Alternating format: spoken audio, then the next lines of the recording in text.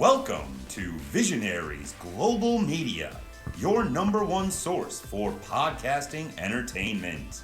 Visionaries Global Media, envisioning excellence on a global scale. This is Banned from Ringside. Tonight on the Banned from Ringside podcast, Hangman Page almost dies. Bray Wyatt comes back to life. That and a whole bunch more tonight on the Banned from Ringside podcast. I am really phoning these in these days. I am just not putting any effort into it. Those are the two big things. Ditch that 9 to 5. It's time to feel alive. Hello, Mark. So welcome to the Banned from Ringside podcast. As always, I'm your host, Bill Vagey, a.k.a. Rock the Stable of Love.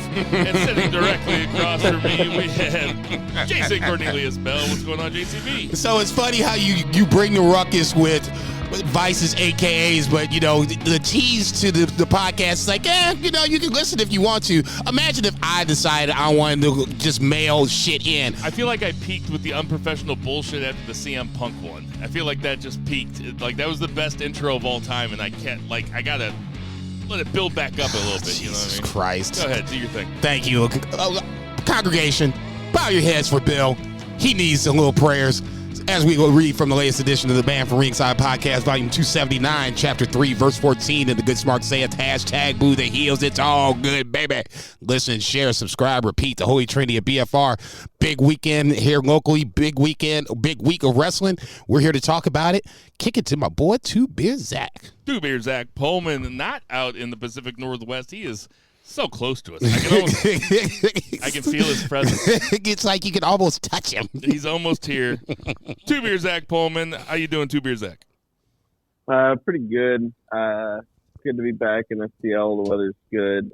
I am a little bummed, partly because I'm not with you guys in the room, partly because I was very close to breaking that Ace Steel story. My sister-in-law works at the PetSmart that Ace Steel's wife brought him into to get his teeth cleaned because he has a new job interview. And I was like minutes. And then Sean Ross Sapp swooped it out from under me. So, I thought for sure you were going to say you worked at the veterinarian store where he was going to get euthanized. I thought for sure that's what you were going to say. Got to put him down. He ain't had his shots. I went with the brighter side that he's going to have another job. Both jokes work. So Zach is in town. Let's not forget that this Saturday is the From Dusk Till Dawn event, local wrestling event, happening in Sauget, Illinois, which is just outside of St. Louis. We call it the East Side here. It is at Pops. It is put on by our good friend and fourth member of the BFR, or fifth member. It depends on if you like Murray the Murray Man more or Joey O'Farrell. I mean, Fair point. It really depends on which one you like more. Fair point. Joey was here first. Murray was probably here more. I don't know what to say. I know what to say. Let's put the cage up, man. Shit. Winner gets the fourth BFR spot. God, I would love to see those guys fight. I mean, that's going to be the curtain jerker. That's right. Late announcement to the card. But if you could make it there, it is this Saturday, October the 22nd, at Pops Nightclub and Venue out in Sauget, Illinois. Tickets on sale. You can find them at, you know what, we'll put it up on the page. Or you can just search From Dusk Till Dawn, Pops, Sauget. I'm sure it's the first thing that pops up. There's this Google thing. If you can't figure out why to... PopsRocks.com. PopsRocks.com. If you can't figure out how to buy tickets at this point with the Google machine in front of you, I mean, you're probably just old as dirt. I mean, older than Jason. Okay, so you know what? We're coming at you from beautiful St. Charles, Missouri. It's been cold, and now it is nice, man. It is perfect weather just to welcome Zach home, just to show him how nice the Midwest can still be. And without further ado, let's get to that 3 count. Shit, that motherfucker going to be running to the airport by the time this weekend's over. No, well, the Midwest missed him. Jason, kick us off. What counts going to be some little WWE. I think the biggest story of at least 9 in-ring story, we'll talk about the in-ring stuff here in a little bit, was obviously the closing of SmackDown with the return of Bray Wyatt to SmackDown.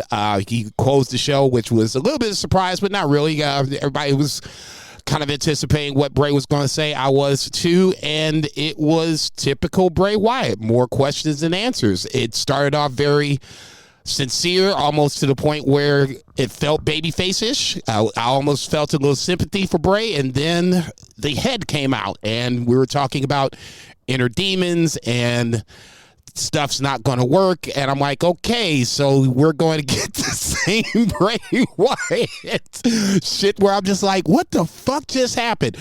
Don't get me wrong. Like I said, for me, overall, I like the promo. It's going to be more questions than answers. And every week, you're just going to have to come back and see what happens to Bray next. I like the start. Still not enough for me to really jump on board for me with Bray Wyatt because, like I said, for me, I use the word typical, and that's not necessarily a good thing from my perspective because it's a negative perspective. Others might see this differently. I know others see this differently, and that's okay too. That's probably Bray Wyatt fans that would, love it regardless of what he came out with. For me personally, like I said, it's a bag of good and bad, more good than bad, but nonetheless, that's my perspective on the Bray Wyatt return to SmackDown. What you think, Zach? I mean, I'm intrigued. I'm a little less intrigued than when I hadn't seen anything from him because obviously as you see more, the intrigue lessens because you're getting content. But I'm not ready to write it off yet.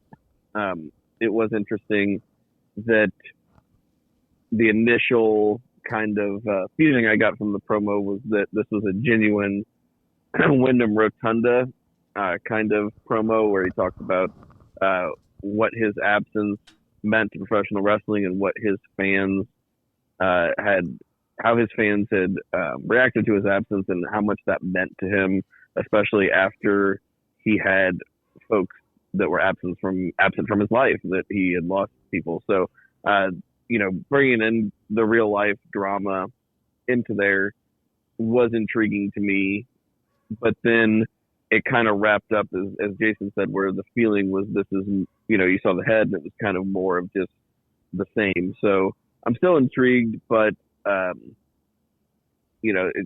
it's kind of lessening the mystery the more that we see it. But, I think it is smart for them to draw this out and not give us all the answers right away. From a business perspective, it's smart for them. So we'll see what they do with him. And like we've talked about the past few weeks, I think the main thing is what they do with him in the ring, because he's always going to be a creative character and he's always going to be able to generate buzz and entertainment outside of the ring. But what do they do with him and how do they do it is the main question, and that remains to be seen. Are we turning the three of us into one of those old married thruples that just starts to look like each other, like the older that we get? Because we are 3 for 3 here, guys. I honestly think that we are not in the majority when it comes to wrestling fans talking about Bray Wyatt. But I'm with you guys. I was watching it as it happened. I wasn't doing anything Friday night. I was home with the baby. The baby was in bed. I was like, fuck yeah, I'm going to get to see Bray Wyatt's first promo back. I enjoyed the shit out of the beginning of it. I really did. I liked the promo a lot. And he was like, this is me talking. He's a unique guy. He's a unique character. He's got a unique voice, superficially he's got a very strange speaking voice, not Tyson, but yeah, just not what you'd expect. Also like a strange cadence, and at least one that we've never seen before, because it seemed like he was speaking from the heart. And I maybe I'm a mark, but I think that he was speaking from the heart, because he was talking about he was making obvious allusions to Luke Harper, a.k.a. Brody Lee, who he was tight with, who was in the Wyatt family with him for a long time, who passed away tragically about a year and a half ago, I'd say. I was excited. I was like, I think this is what I asked for. I was like, wouldn't it be cool if they just brought him out and he was just a wrestler? And he can still be unique and still be quote unquote just a wrestler. But then when it cut off, when his own whatever alter ego or whatever like cut him off at the end, I was like, okay, all right, now listen, I like something different. I like that there's going to be something different happening with Bray Wyatt. He is a very creative guy, as Zach said. I mean, that's not splitting the atom. Like, he's a creative guy. There's no doubt about it. I did not want to see another split personality. We already got it with The Fiend and Bray Wyatt. We got it with the Firefly Funhouse. I want to see him cut a promo like, I mean, is this just me being a basic bitch? Like, I want to see him cut a promo like a wrestler. I want to see him in a feud where he's not The Fiend, or he doesn't have split personalities.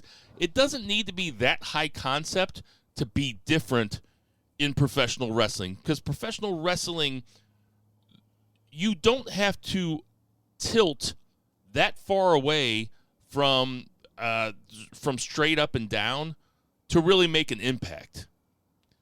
Wrestling is heels and baby faces, right? I mean, what gives it its creative nature is the restrictions that it already has on it. So you don't really need to veer that far away from what wrestling already is to stand out, to be different. But it still takes somebody really special to do it. And Bray Wyatt, I believe, is a very special mind when it comes to professional wrestling. He needs to get told no sometimes, though. That's what I think. If you want him to be the modern version of The Undertaker, just have him go out there and cut a promo about being mad that the January 6th thing didn't work. Oh, damn. Okay, I was thinking you was going to come with something. Not what I thought you were going to say at all. Funny as fuck. I don't know how Undertaker thinks about it. I'm pretty sure I know how Kane thinks about it. Motherfuckers, you failed. You had one job. One. But I mean what I'm saying makes sense though, right? Like, it's like he is veered so far away. Like, it doesn't need to be a season finale of Lost to keep my attention in professional wrestling. It just needs to be different. Now, there are guys who are different. Like, you know who's fucking super different? Orange Cassidy. Now, he still gets in there and wrestles. And when he has to wrestle, he wrestles like a wrestler, you know? He just seems reluctant to do it. That is something Dalton Castle. Dalton Castle. That is something that just steers just a few degrees off from the norm, the normist of the norm fucking wrestler. Bray Wyatt is just, I think that he's galaxy brained himself like out of being interesting for me. And it's very, very possible that I could regret what I'm saying right now in a month, in 6 months, whenever. And I'll be happy to do it. I've been wrong on this podcast before, and I will be wrong on this podcast again. True. To quote Bray Wyatt, I was wrong. But not about Bros Clay. But he still hasn't won the title.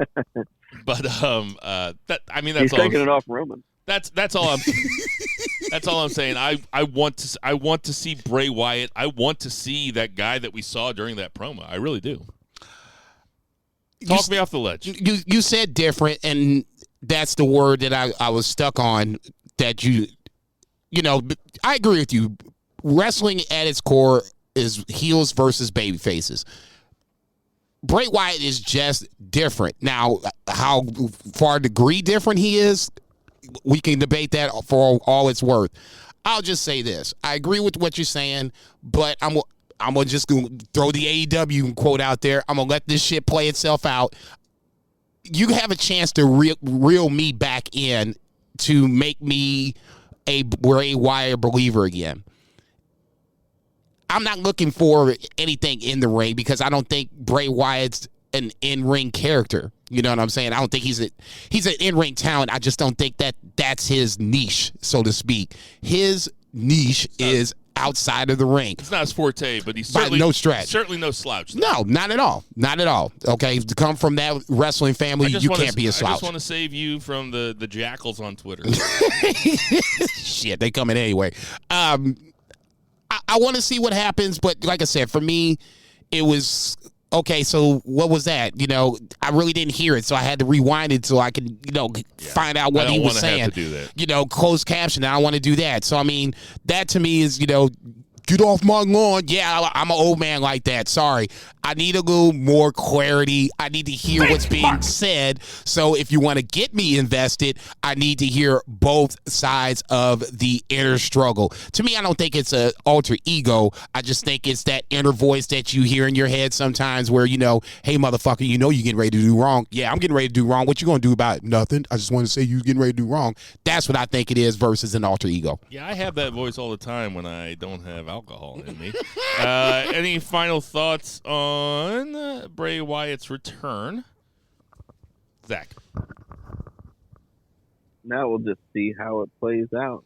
I mean, Zach's right. Like, they didn't give it all away the first night. And I don't want you to. That is good, too. It's intriguing. I just can't see where his first feud's going to be. And if his first feud's going to be Bray versus Bray or some shit like that, I am going to be checked out of that shit. As long as it's not a match, I want to see him in a wrestling feud with another wrestler where he doesn't have to take 17 finishing moves and still win the match.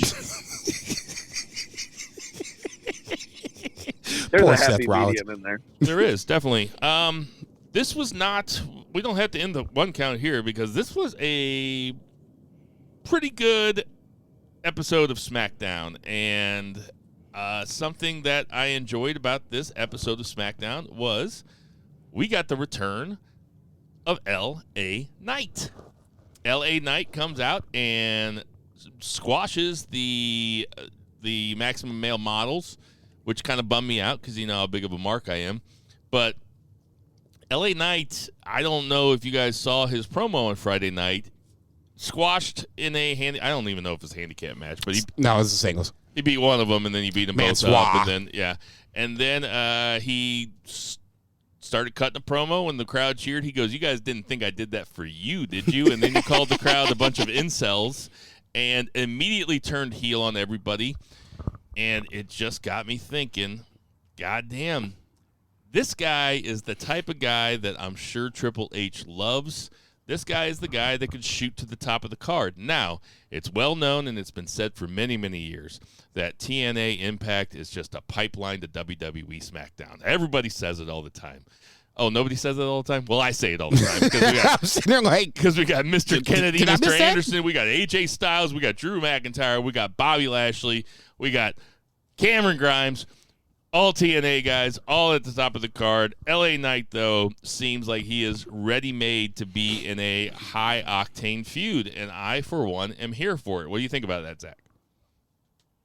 L.A. Knight is like, remember whenever L.A. Knight was like, we were very mixed on the name. Like, I was not into it. It had like the same amount of syllables as Eli Drake, but I was just like, I don't like it.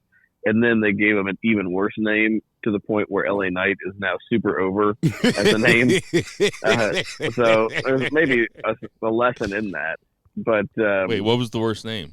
Max Dupree. That's a pretty fucking good name, guys. I mean, if I'm being honest. Jesus, you're a mark. You're like Zach on this shit. I'm a mark. Whoa! Go ahead. But yeah, I don't see top guy WWE material on him, but definitely he's got everything that you could want for in like a main roster, like pro wrestler. It's just I don't think he screams top guy to me, but it is weird that Vince didn't see more in him because he seems very much like a Vince type guy. Probably too short. This is good signs for him, and I am glad that even though I liked Maximum Male Models, like they're fine as like a jobber team, and I think they should stick around. I just think he shouldn't have been part of it because it lessens him and what he could be. It's a screams of Vince thing that, like, you know, even when he split from him a couple weeks ago, I don't know if we talked about this, but he was like, you know, he even says after he beats him up in the backstage, he's like, this wasn't for me anyway. It's like, that's pretty cool. What do you think, Jason? Add LA Knight to the list of guys for a reason to separate the unified titles. I'm not saying that could be a top star in WWE. That's what it sounds like you're saying. No, I think he could be a world champion, but we've said it before on this podcast. When in the age of 2 world champions, you didn't have back-to-back world championship matches at the end of the show. One of those 2 guys, unfortunately, was somewhere in the middle, whether it was AJ Styles or CM Punk or whomever it was at the time. One of the world championship matches was in the middle of the card. That's where I think, if that makes LA Knight a mid-card guy, okay, then I guess that, by definition, that's what it is. But I agree with you to a certain degree that he could easily be one of 2 champions, where you would have Roman being obviously the other at that point, and you could have him represent the SmackDown brand or the Raw brand, whichever one you wanted to do, and not miss a beat. He has everything. He has the one thing that WWE looks for. He can talk. Like a motherfucker. He's got a physique. Oh, okay. I still don't see him. I see him more as like a U.S. Intercontinental title guy. I wouldn't put the belt on him personally. Okay. He's also like 45 years old. So I'm going to have to look that up because there's no way that he's 45 years old. I was probably being ageist. He's older than me, though. Please say he's not older than me. Please All right. say he's not. He is not. There's no way. Thank he is not God. older than you. I don't think he's older than me. All right, got Billy Gunn fucking. Are you guys the same age? No, Billy Gunn's older. He looks fucking amazing. LA Knight's 39, by the way. Yeah, he was born in 82. He's my brother's age. Thank God. Okay. All He's right. the class of 2001. Breathe, Jason. Breathe. Okay, so his name is Sean Ricker. So I want to ask It's a you. better name than LA Knight. You were going to say that. Let me ask you this. What is his ceiling?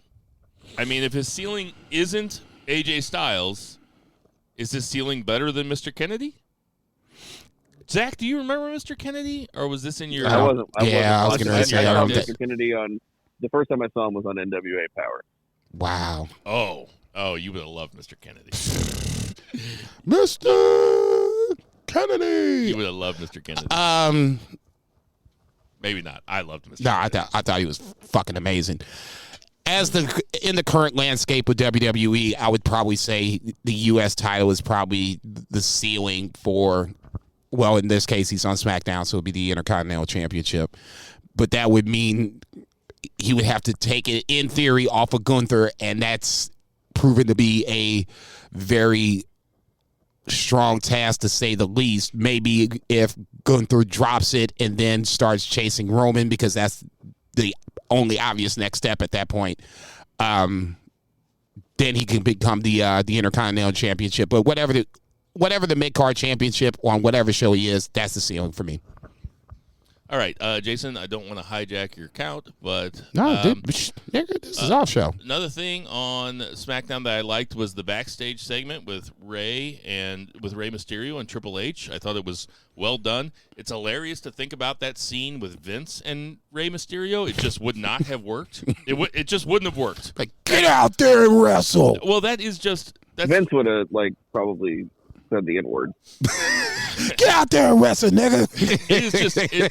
I mean, that is not me, sucking Hunter's dick or anything. That is just a fact that type of interaction backstage is just not possible with Vince, because Triple H actually seems like when you blend the kayfabe with the real life character, and that's what wrestling is these days. He seems like a guy who would be sympathetic to Rey's character in that moment. I got kids that too. He's like, I don't want to fight. I don't want to fight my son. I need to quit.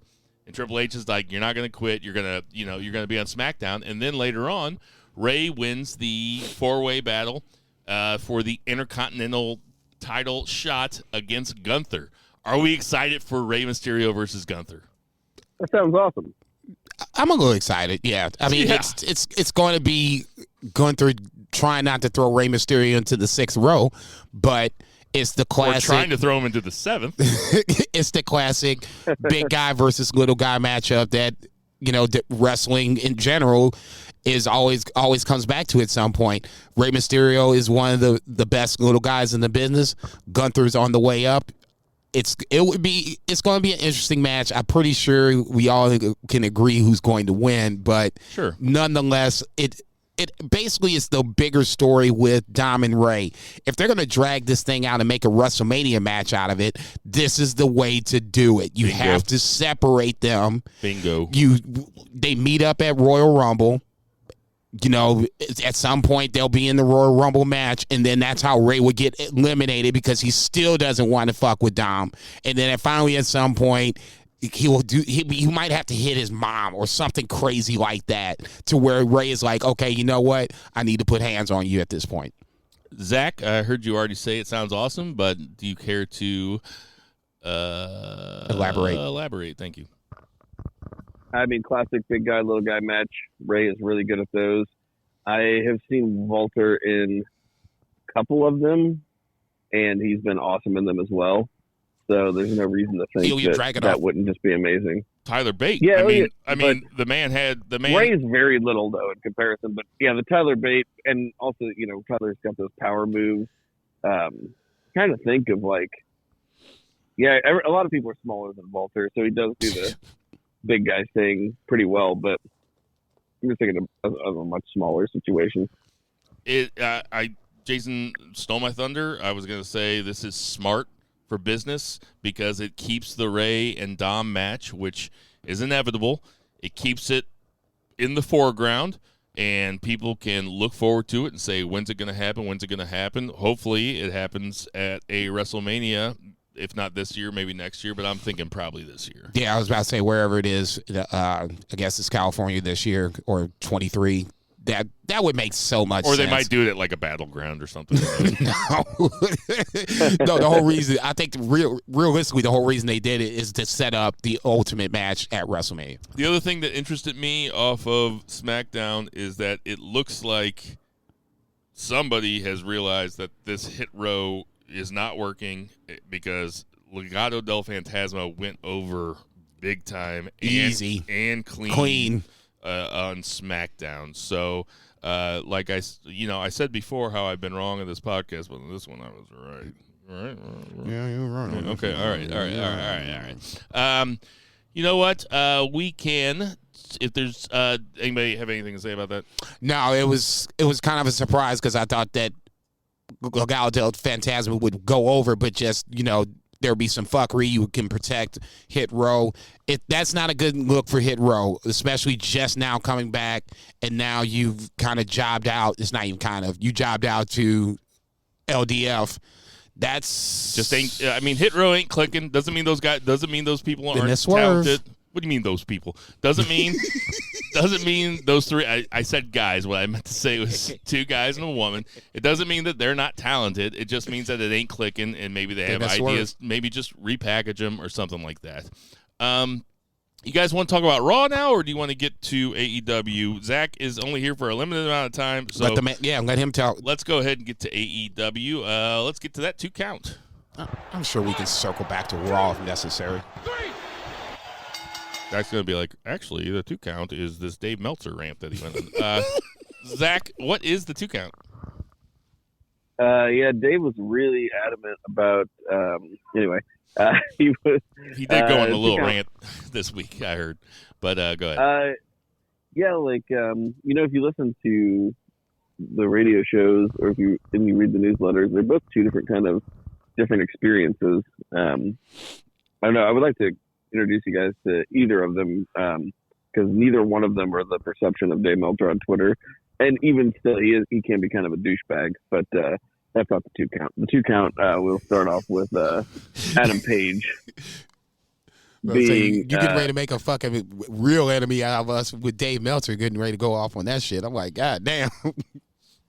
Yeah, I mean, like I never don't mind paying for my subscription to Figure 4, but the Adam Page scenario where he's in the main event having a really good match against Jon Moxley in Jon Moxley's hometown of Cincinnati, and takes a totally normal move after doing multiple high risk moves like a moonsault off of the stadium balcony and all kinds of shit. How he didn't even hesitate on that motherfucker. He went up there and just flipped.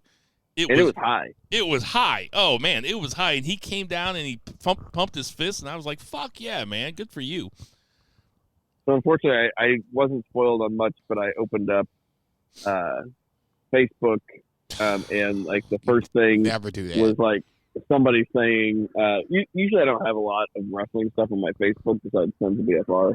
So I'm just like, it wasn't really a big deal, but I opened it up and somebody was like, "Oh, prayers for Hangman." I'm like, "Ah, shit." So he climbs up on that balcony. I'm like, "Oh, here it is." And he's just like, "Fine." And so the whole match, I'm just waiting. And then it's just a simple clothesline, clothesline flip bump. We see it a million times, probably seen it a couple times on the show that I just watched. And it just goes to show that, like Moxley said, I love the way that Moxley kayfabed it afterwards. They saved the end of the show really, really well.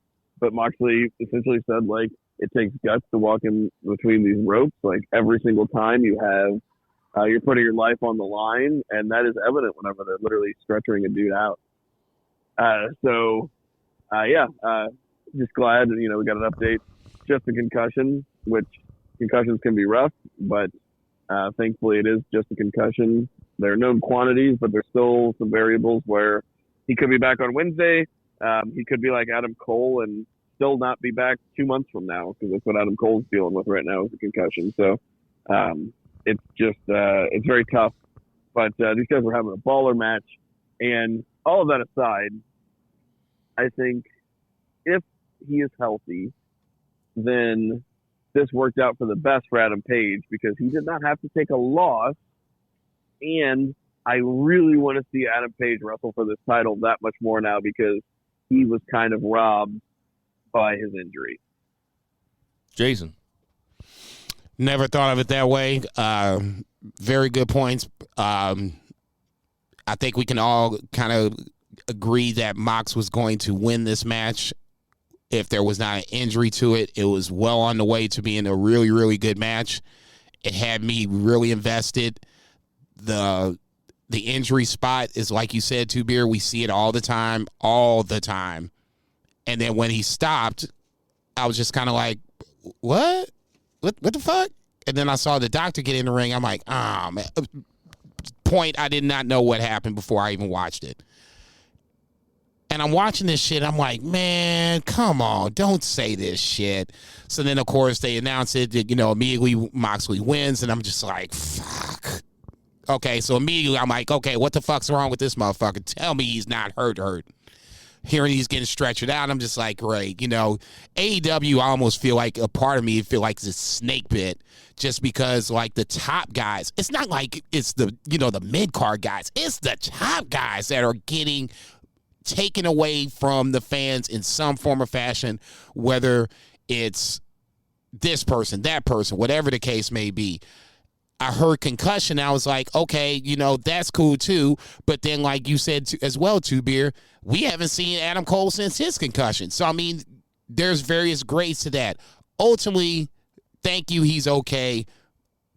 But in the reality of the situation, just back to the wrestling portion of the program, like you said, Two Beer, it's almost best that he did get hurt, so that way he didn't get pinned. So now you can keep him in this mix. And when he does come back, it almost felt like Hangman lost a little momentum. You're bringing him back at this point. He's going to have that, nice first babyface, raw momentum push. And now you can kind of figure him into this mix. AEW just has a hard time keeping guys healthy. And if they kept guys healthy, you would have consistent storylines. And we were talking about this last week where it felt like, some storylines move, other storylines don't. Injuries have played a lot of part of the 2022 AEW story of just basically how things have gone. CM Punk bullshit aside, injuries have hurt AEW in 2022. CM Punk bullshit aside, but CM Punk won the championship and got hurt twice. Twice in a row. Okay. So, the CM Punk bullshit aside, you can take it aside. But the first, when he jumped into the stands, that's on him, and I'm well documented on that. That's his dumb ass doing some stupid shit. I know. It doesn't matter who it's on. It just means it's an injury of a guy who just won the belt. All right. Then just add I totally it to get what you're saying. But I do... if you're a wrestling fan, you've probably heard every single angle on this. If you looked at Facebook, if you look at Twitter, goddamn, I was on Twitter that night, and goddamn, Twitter is a cesspool, man. Twitter, I know I always bitch about it, and I always talk about how hateful and terrible wrestling Twitter is. You have guys jumping on there being like just, edgelords being like, well, this is what you get, and the empty-headed dumb fuck landed on his own head when an empty-headed dumb fuck. You have all that. I mean, now listen, that is obviously I'm pointing out the worst thing because mostly everybody was like prayers up for Hangman because it was pretty apparent soon that even MJF, yeah, it was pretty apparent soon that it was not a work. But this is once again why wrestling is the strangest thing to be a fan of, because I went through a real gamut of emotions there because I saw it happen and I saw the referee, and I think his name is Paul Turner, and he got shouted out by Chris Nowinski, who is somebody who I respect a shit ton, former WWE wrestler who turned, he's a doctor of neurology or something.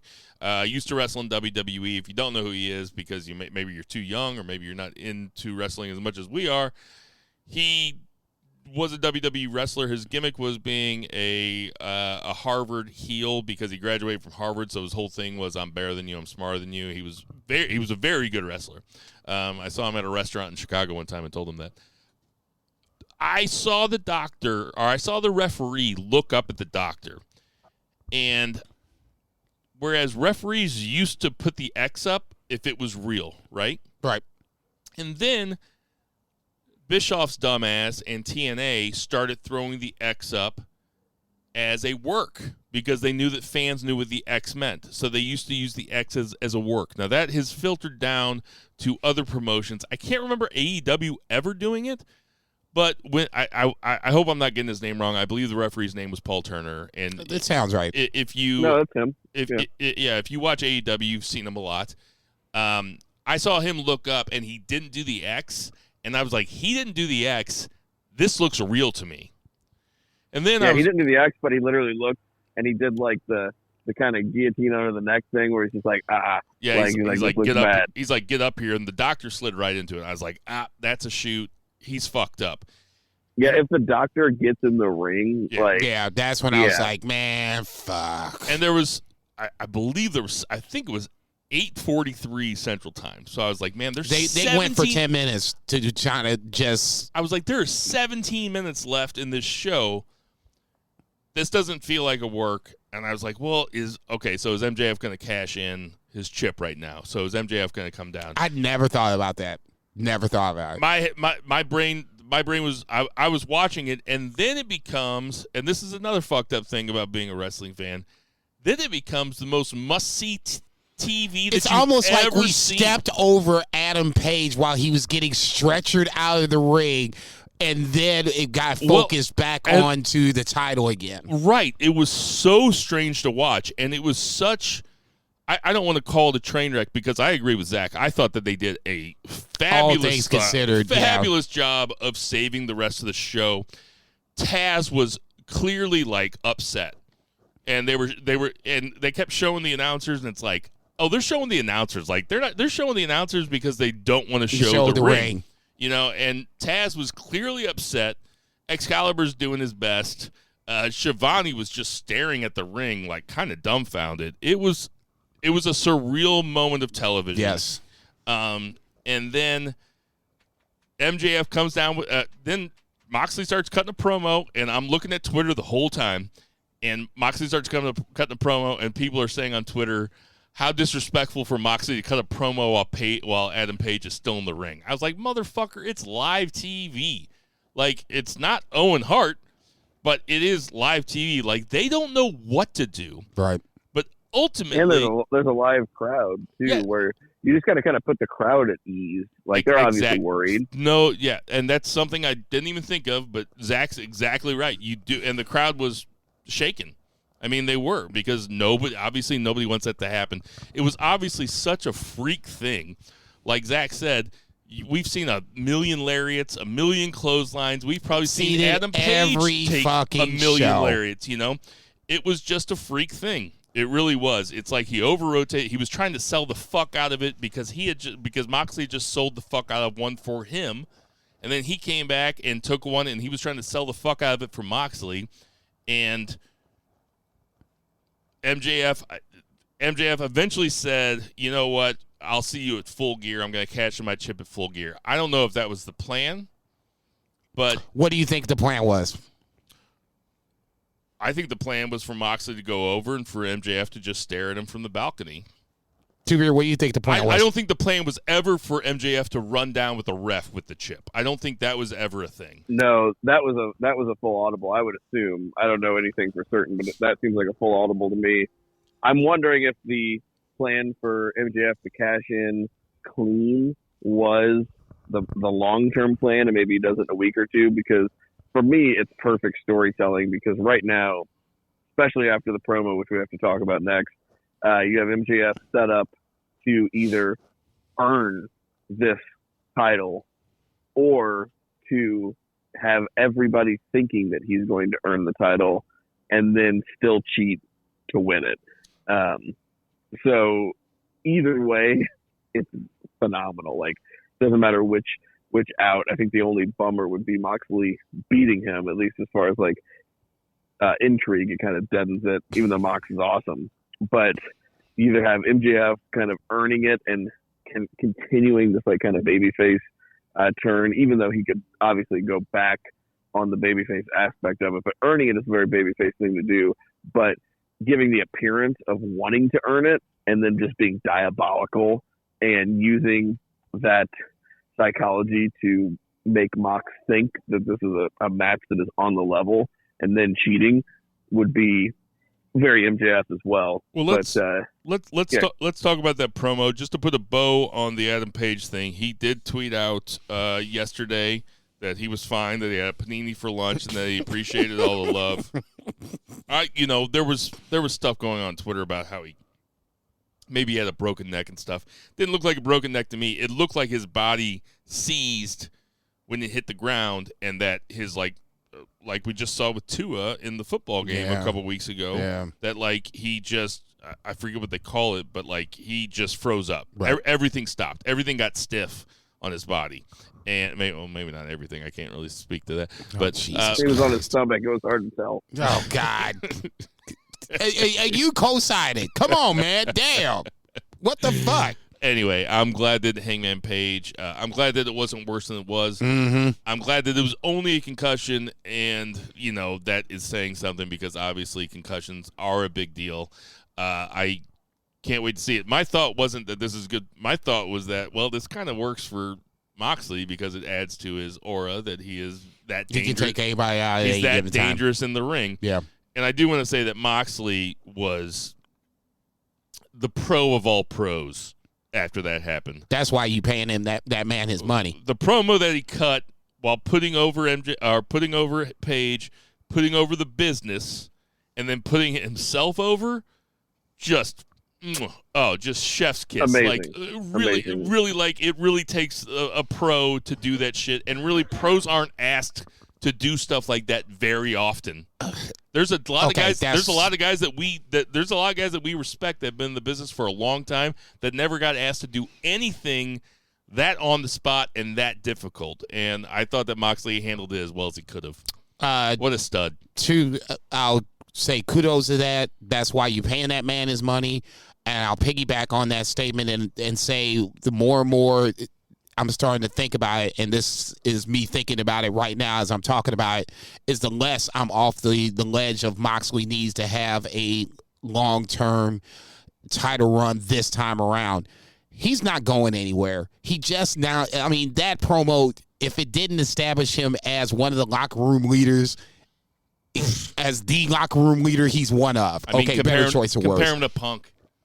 Yeah. Oh, well, yeah. It's night and day. His promo post-Punk, his promo after the title was stripped, solidified him as the guy. To me, that made him. I think Jericho is a little more subtle about being a locker room leader. Also, he often plays a heel, so he can't really do it on TV. But his promo post-Punk, whenever on the Dynamite after they stripped him of the titles on All Out, that was like, when he talks about professional wrestling and how important it is and how great it is as a sport and how he was the guy. And you're just like, yeah, this is the guy. this is the greatest pro wrestler on the planet right now. It would be hard to argue. Well, Yeah, somebody over in okay. Japan might have So to say something if about this never would have happened, if that would have been a regular great match, that. Right. then this Dynamite would have been remembered for the MJF William Regal promo segment For sure. that happened about 45 minutes into the episode. I liked it so much it made me put something on Friends of BFR about it. I was watching it live. I was dumbstruck by it. I was dumbstruck by how good MJF's babyface promo was. Dumbstruck by William Regal's facial expressions and the way that he behaved during the MJF promo. And then dumbstruck, just completely bowled over by William Regal's response to MJF. Zach, what did you think about it? Yes, I'm going to have to go after this because I'm not going to be able to get into the intricacies as much as I would like to, but I will say that I fully agree. MJF's babyface promo, amazing. This is promo of the year material. It's currently my promo of the year running. We're in October. I'm pretty sure I'd have to go back over them, but I think this is my number one list now. Spoiler for the Beefers. But his ability to get that crowd to empathize with him, even though we all know what a just piece of shit he is, just hair slicked back, glass house, lives for New Year's Eve, chicken spaghetti at Ciccolini's. We know this guy's a piece of shit. And he had the fans eating out of his hand to the point where he's like, you know what, Regal? You sent me an email. I'm going to read that email. And they're like, yeah, read the fucking email. Like, everybody's just loving everything that MJF has to say. And everybody empathizes with him to the point where they're booing William Regal. And then William Regal brings them back and is able to just get them back and just get them empathizing, with him and being like, this is what you needed, Max. And I thought it was phenomenal storytelling. It was over 20 minutes. I'm sitting there watching. I'm trying to pack for this trip. And I'm sitting there watching. And my wife keeps coming in. She's like, what are you doing? I'm like, this is amazing television. Yeah. She's like, what? And I'm like, look at this shit. And I'm like, just listen to these guys. And she's like, yeah, she's kind of watching. And she kind of got it. But I mean, it was 20 minutes and she saw a few minutes of it. But yeah, I'm going to have to duck out. Unfortunately, just had some friends arrive. But promo of the year for now. I can't wait to see you guys tomorrow. Saturday. Tomorrow. You're gonna see me tomorrow. What time? I'm not going to be able to be at that thing until 12:45. I don't know how long you guys are going to be at Old Bakery Beer. That's cool. That's when Skylar's getting there. So I think we're gonna start eating at noon. So all right, whatever. Well, I took off and I took the second half of the day off. I am leaving here at noon. That rules. Yeah, I'll be out in Alton at 12:45. Must be nice, motherfuckers. Awesome. All right. Jason, see you never. Suck to suck. This is Band from Ringside.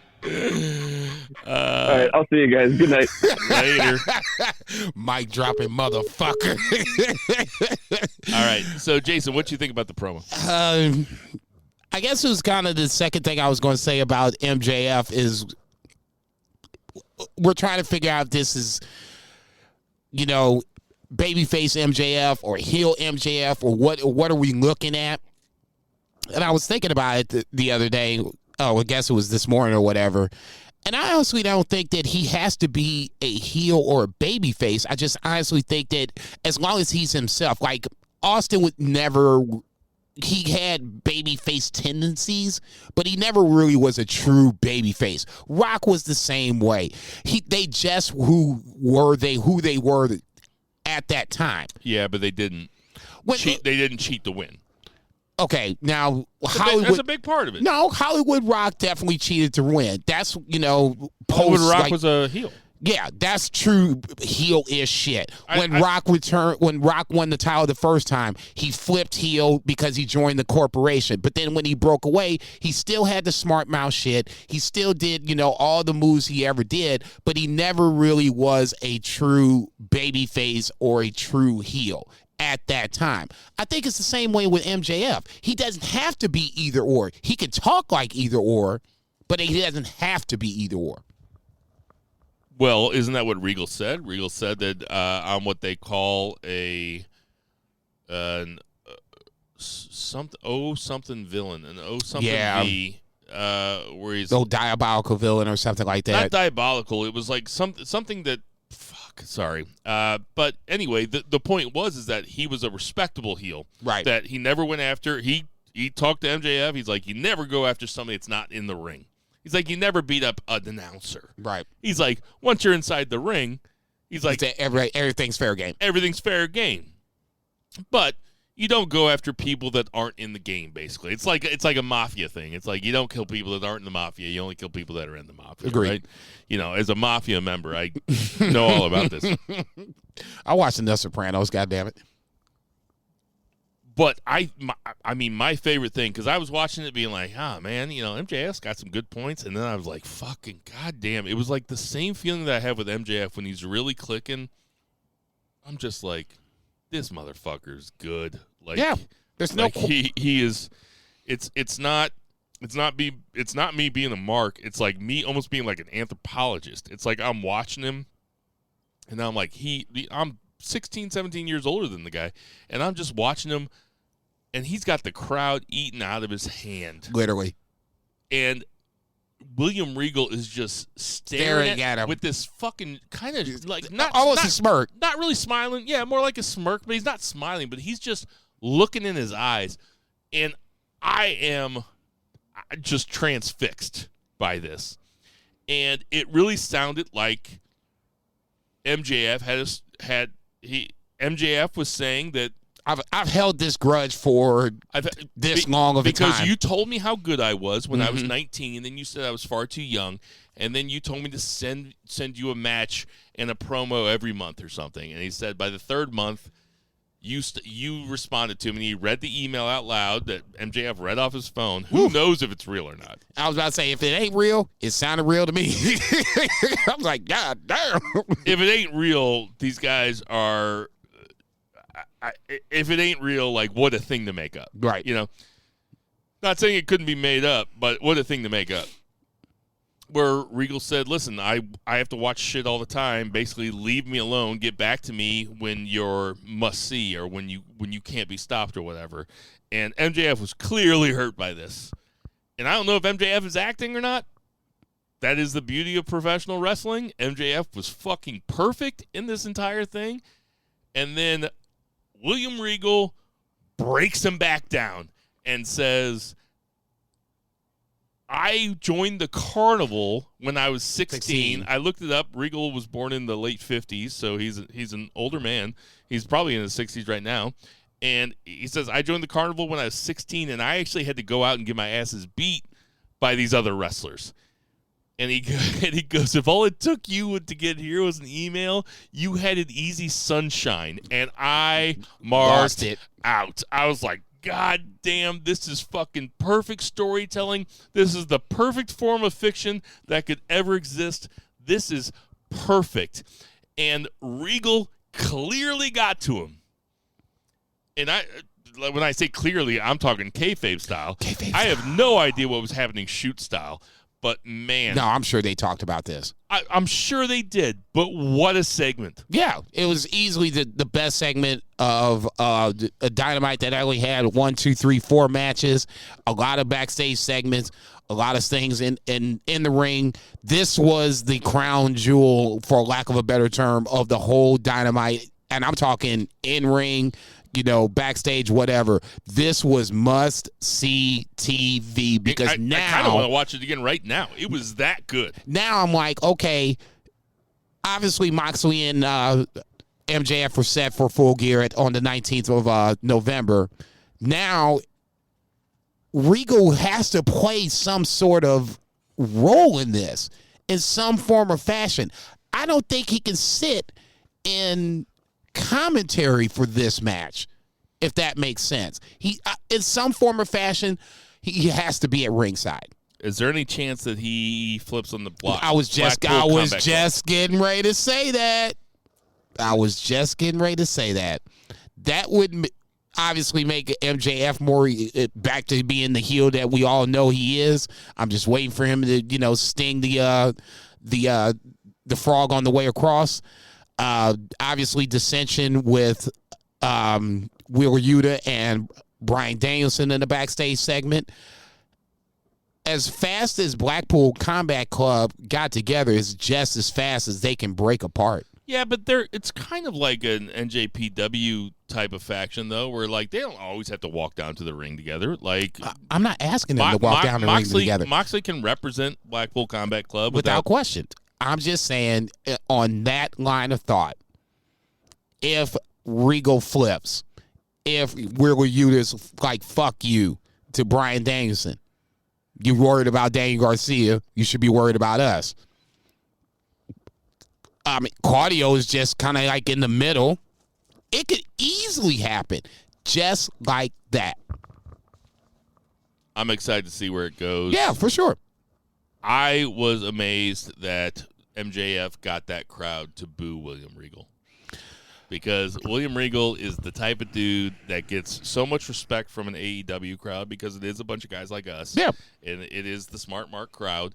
And they were psyched when William Regal showed up, and they're psyched for William Regal every time. And he had them booing him, like straight up booing him within 8 minutes. Okay.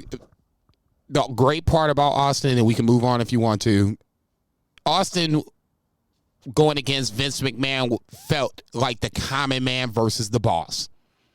This was the same thing, just MJF was the common guy. I'm chasing my dream. I'm meeting this guy that could help me get from point A to point B. Yes. He tells me, this is what I want you to do. It's a fair point. I'm doing it. And now you're telling me, hey, kid, back off. Because he did present, that's a solid point, because he did present, like at the very beginning, like you could write a fucking you could write a dissertation about this, and trying to explain to a non-wrestling fan like how monumental this segment was, because what he did was he presented William Regal kayfabe style. No, I'm sorry, shoot style. Cow. He presented him as what he was, which was a power broker in the WWE, a guy that could make or break new guys that were coming into the association. Did he say WWE? Oh, he said WWE. I was pretty sure he did. I just wanted to make sure I was right. By the way, thank you for bringing that up, because when MJF said I had a tryout with WWE when I was 19 years old, and he said WWE, I was like, fuck yeah. It's like, don't treat us like we're idiots. Just talk about each other. I don't know if WWE will ever. I don't know if anybody will ever say AEW. I don't think they'll say AEW. They'll say everything but AEW. Yeah, but nobody that's watching AEW on a Wednesday night is an idiot and doesn't know that WWE exists. And they know that WWE is the behemoth in the area in the space. And I don't want AJ Styles or the OC, whatever the fuck you want to call them. I don't want them to be like, Impact didn't happen, New Japan didn't happen. Say that shit. That's how you, at least for guys that watch Raw but to still watch other promotions as well, you make that connection. And that's all it is. It's real fucking simple. Make the connection so that way you don't make us feel like fucking idiots watching your program. Right. We're all on the level. Yeah, without question. Everybody knows what's going on. Yeah, we're all wrestling fans. It's just, you just have to treat us like, we're somewhat intelligent from time to time. That's all. Zach was talking about the Beavers and promo of the year, and I made a thing in my phone on my notes app where I was going to start keeping track of Beaver, and I lost track of it in like February, so I haven't been doing it. So I don't know if it's my promo of the year, because the wrestling is rich. Yes. Right now, wrestling has so many great things happening right now, but it was with great talkers, with great wrestlers, great stories. It will be in the conversation, though. If he's already mailed that in, I'm not mad at him for it, because we just sat here and talked about it for like the last 10 minutes. It's so much that you can really delve into, and it really has made MJF, if you can make him more intriguing, it made him more intriguing there.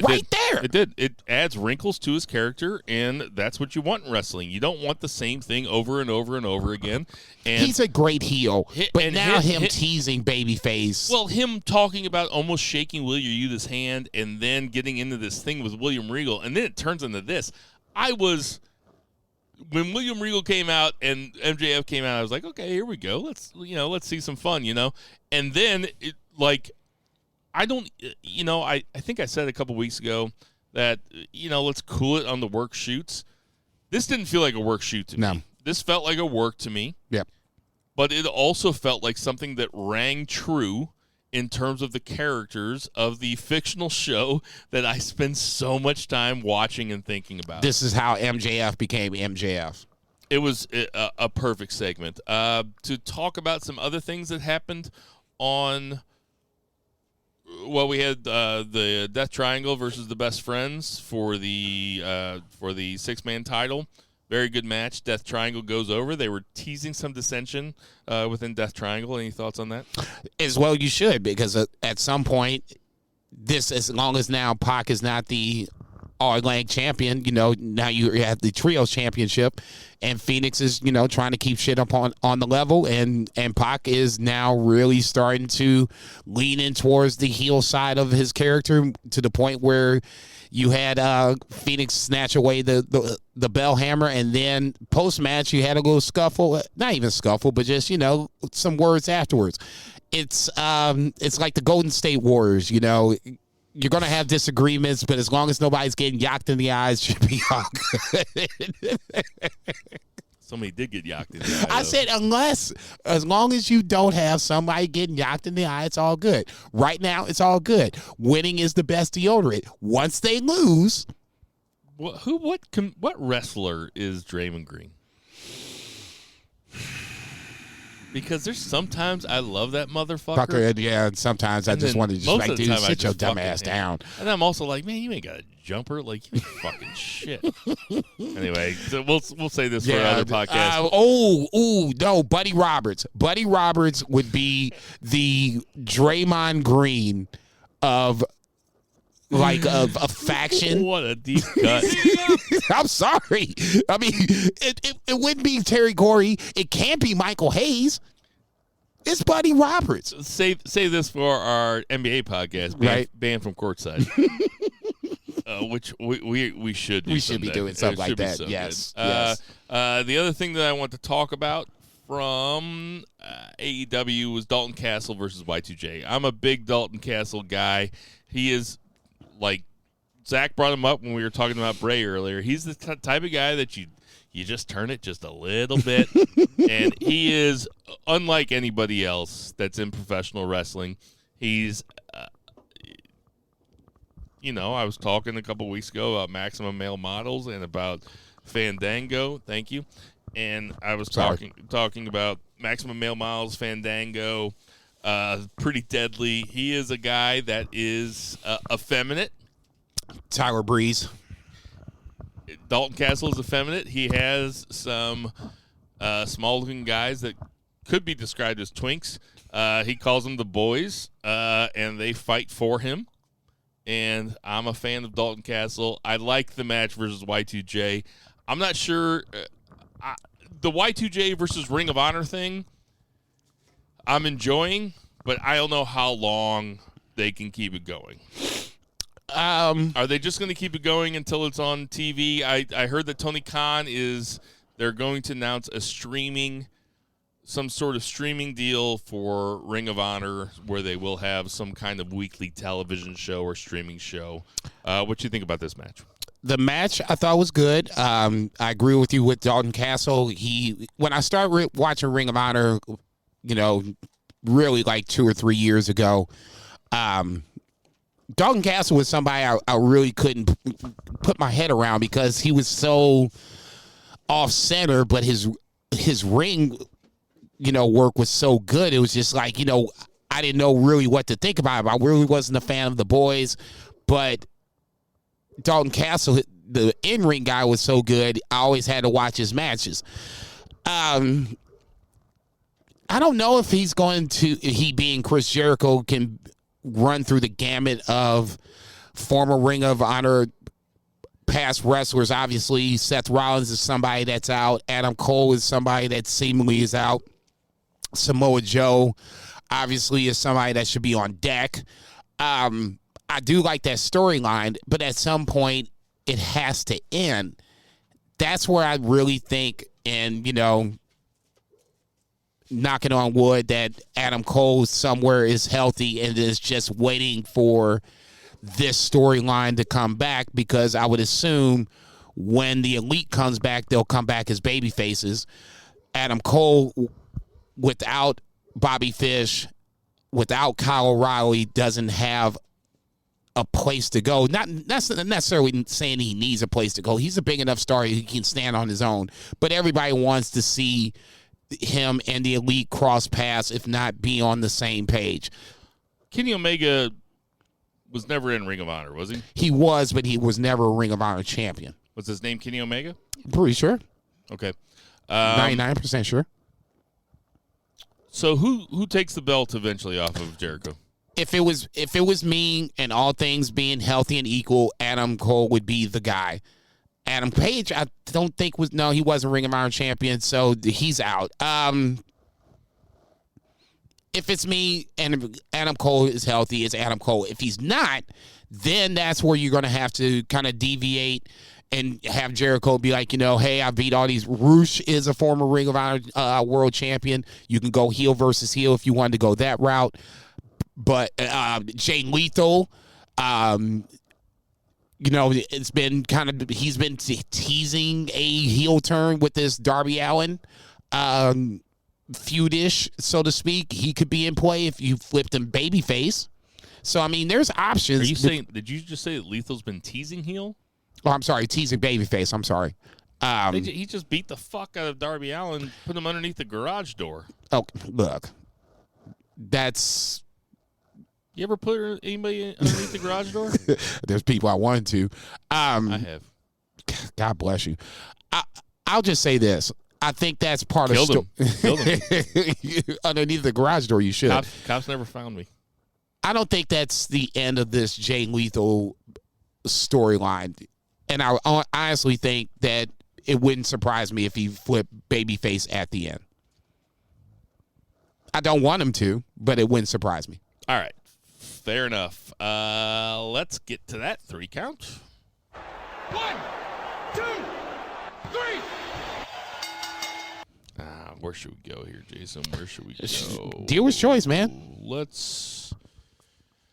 we did WWE. Well, let's go back to Raw. We'll do NJPW in the odds and ends, and we also have Halloween Havoc predictions. That's what I was going to ask you. So you were off Tuesday. I was. You watched both? No. You didn't watch both? You didn't watch NXT on Tuesday? No. Damn. No. See, I should have watched that shit. I kept flipping back to it. They were definitely trying some counter programming with Tuesday Night Dynamite, because Dynamite was on Tuesday night this week because of the MLB playoffs, and also there was hockey on TNT. You know, friend of the show, Dog 1118 told me a long time ago that hockey pulls in more viewers than wrestlers. Here we go. Here we go. Here we go. So they had the Rangers versus the Islanders or whatever. You know, fucking hockey.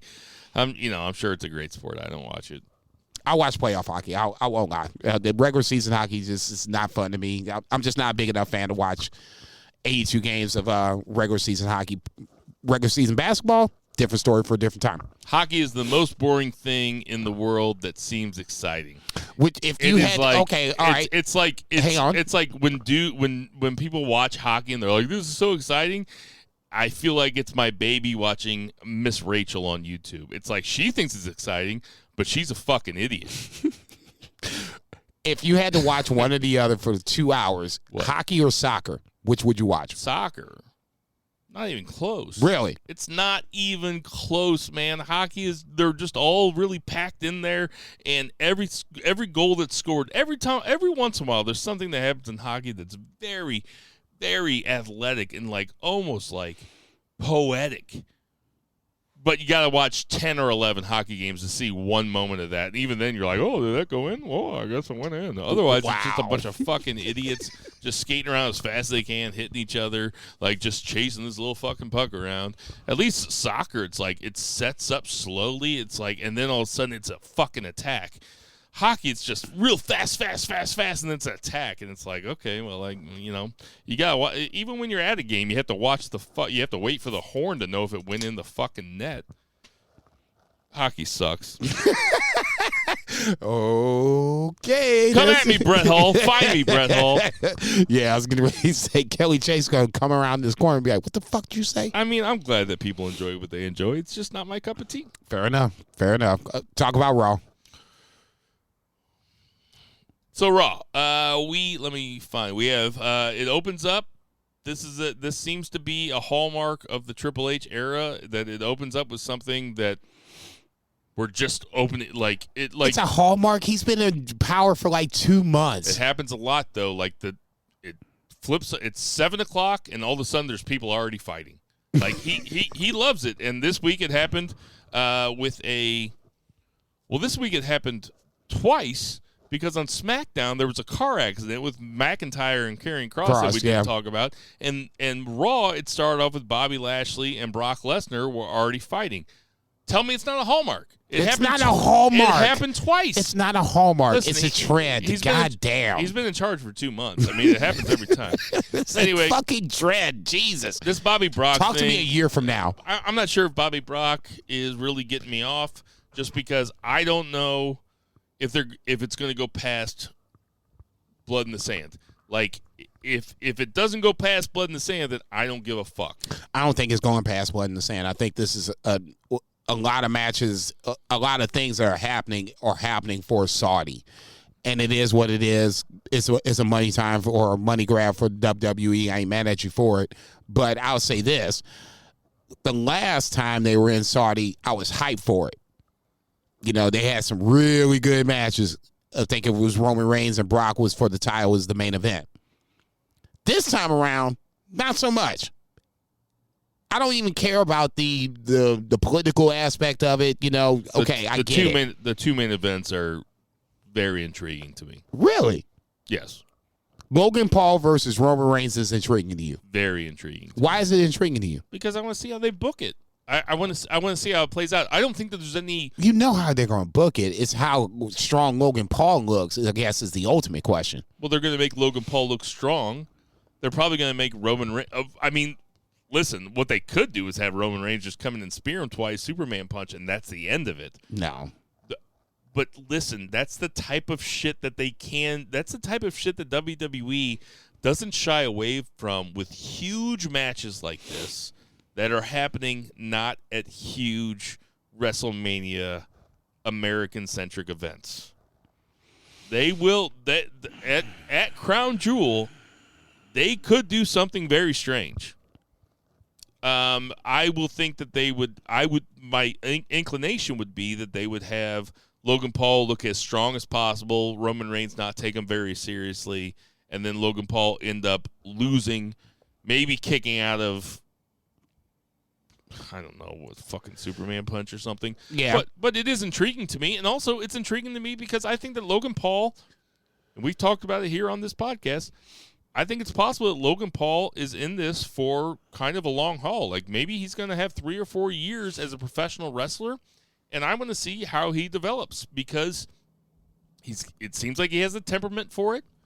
He definitely has the athleticism for it, and I'm excited to see it. That makes me excited, and Bobby Lashley versus Brock Lesnar, I'm always excited for every Brock Lesnar match, no matter what, versus whoever. You could put him against anybody, and I want to see a Brock Lesnar match because I want to see how they book it. It is must-see television for me. Barry Horowitz versus Brock Lesnar? Sure. Always say that because Bret Hart said Barry Horowitz should be in the Wrestling Hall of Fame. When's the last time that Brock Lesnar had a bad match? The Lashley match at Royal Rumble was not that good. I mean, from there, it's so subjective. I bet if we went inside right now, turn that match on, we'd watch it, and you'd be like, that's pretty fucking good.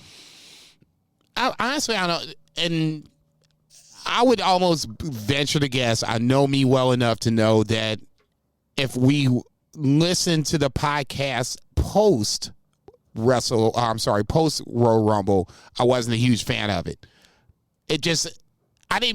So like last week, Two Beer was like, this is a dream match. This is a dream match. I'm like, wait a minute. We just had this. That was me. Either way, It doesn't matter.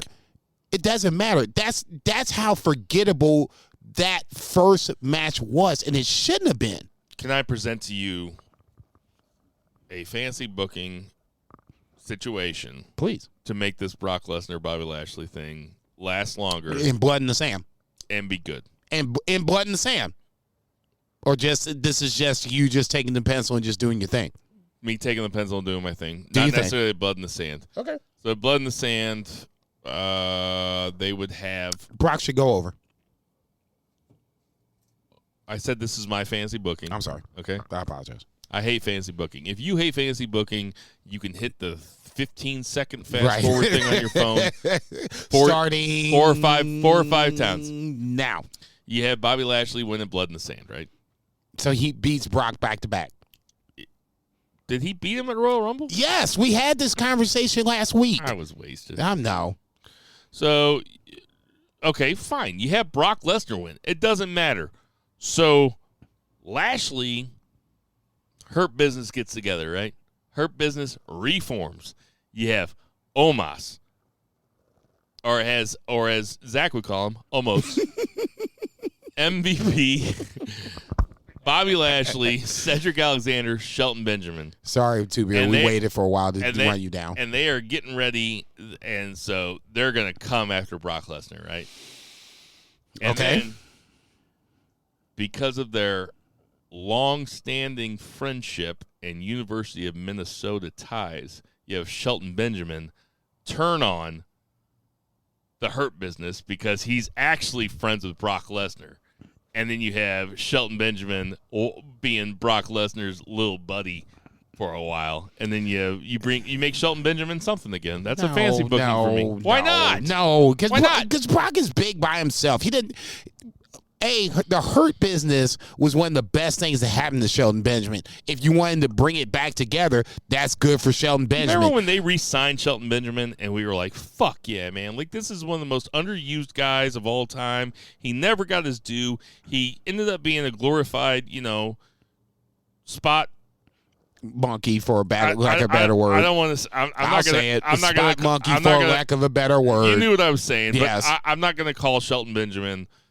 No, he's a spot monkey. And for WWE, he's a spot monkey. That's how they used him. That's not what he is. Without question. That's not how they used him when he was. That's not how they used him when he was on Team Angle or Team Angle. He was Team Angle, and then they were. Oh, you said Team Angle. No, he was Team Angle with Charlie Haas. I thought you were marrying TNA and Impact.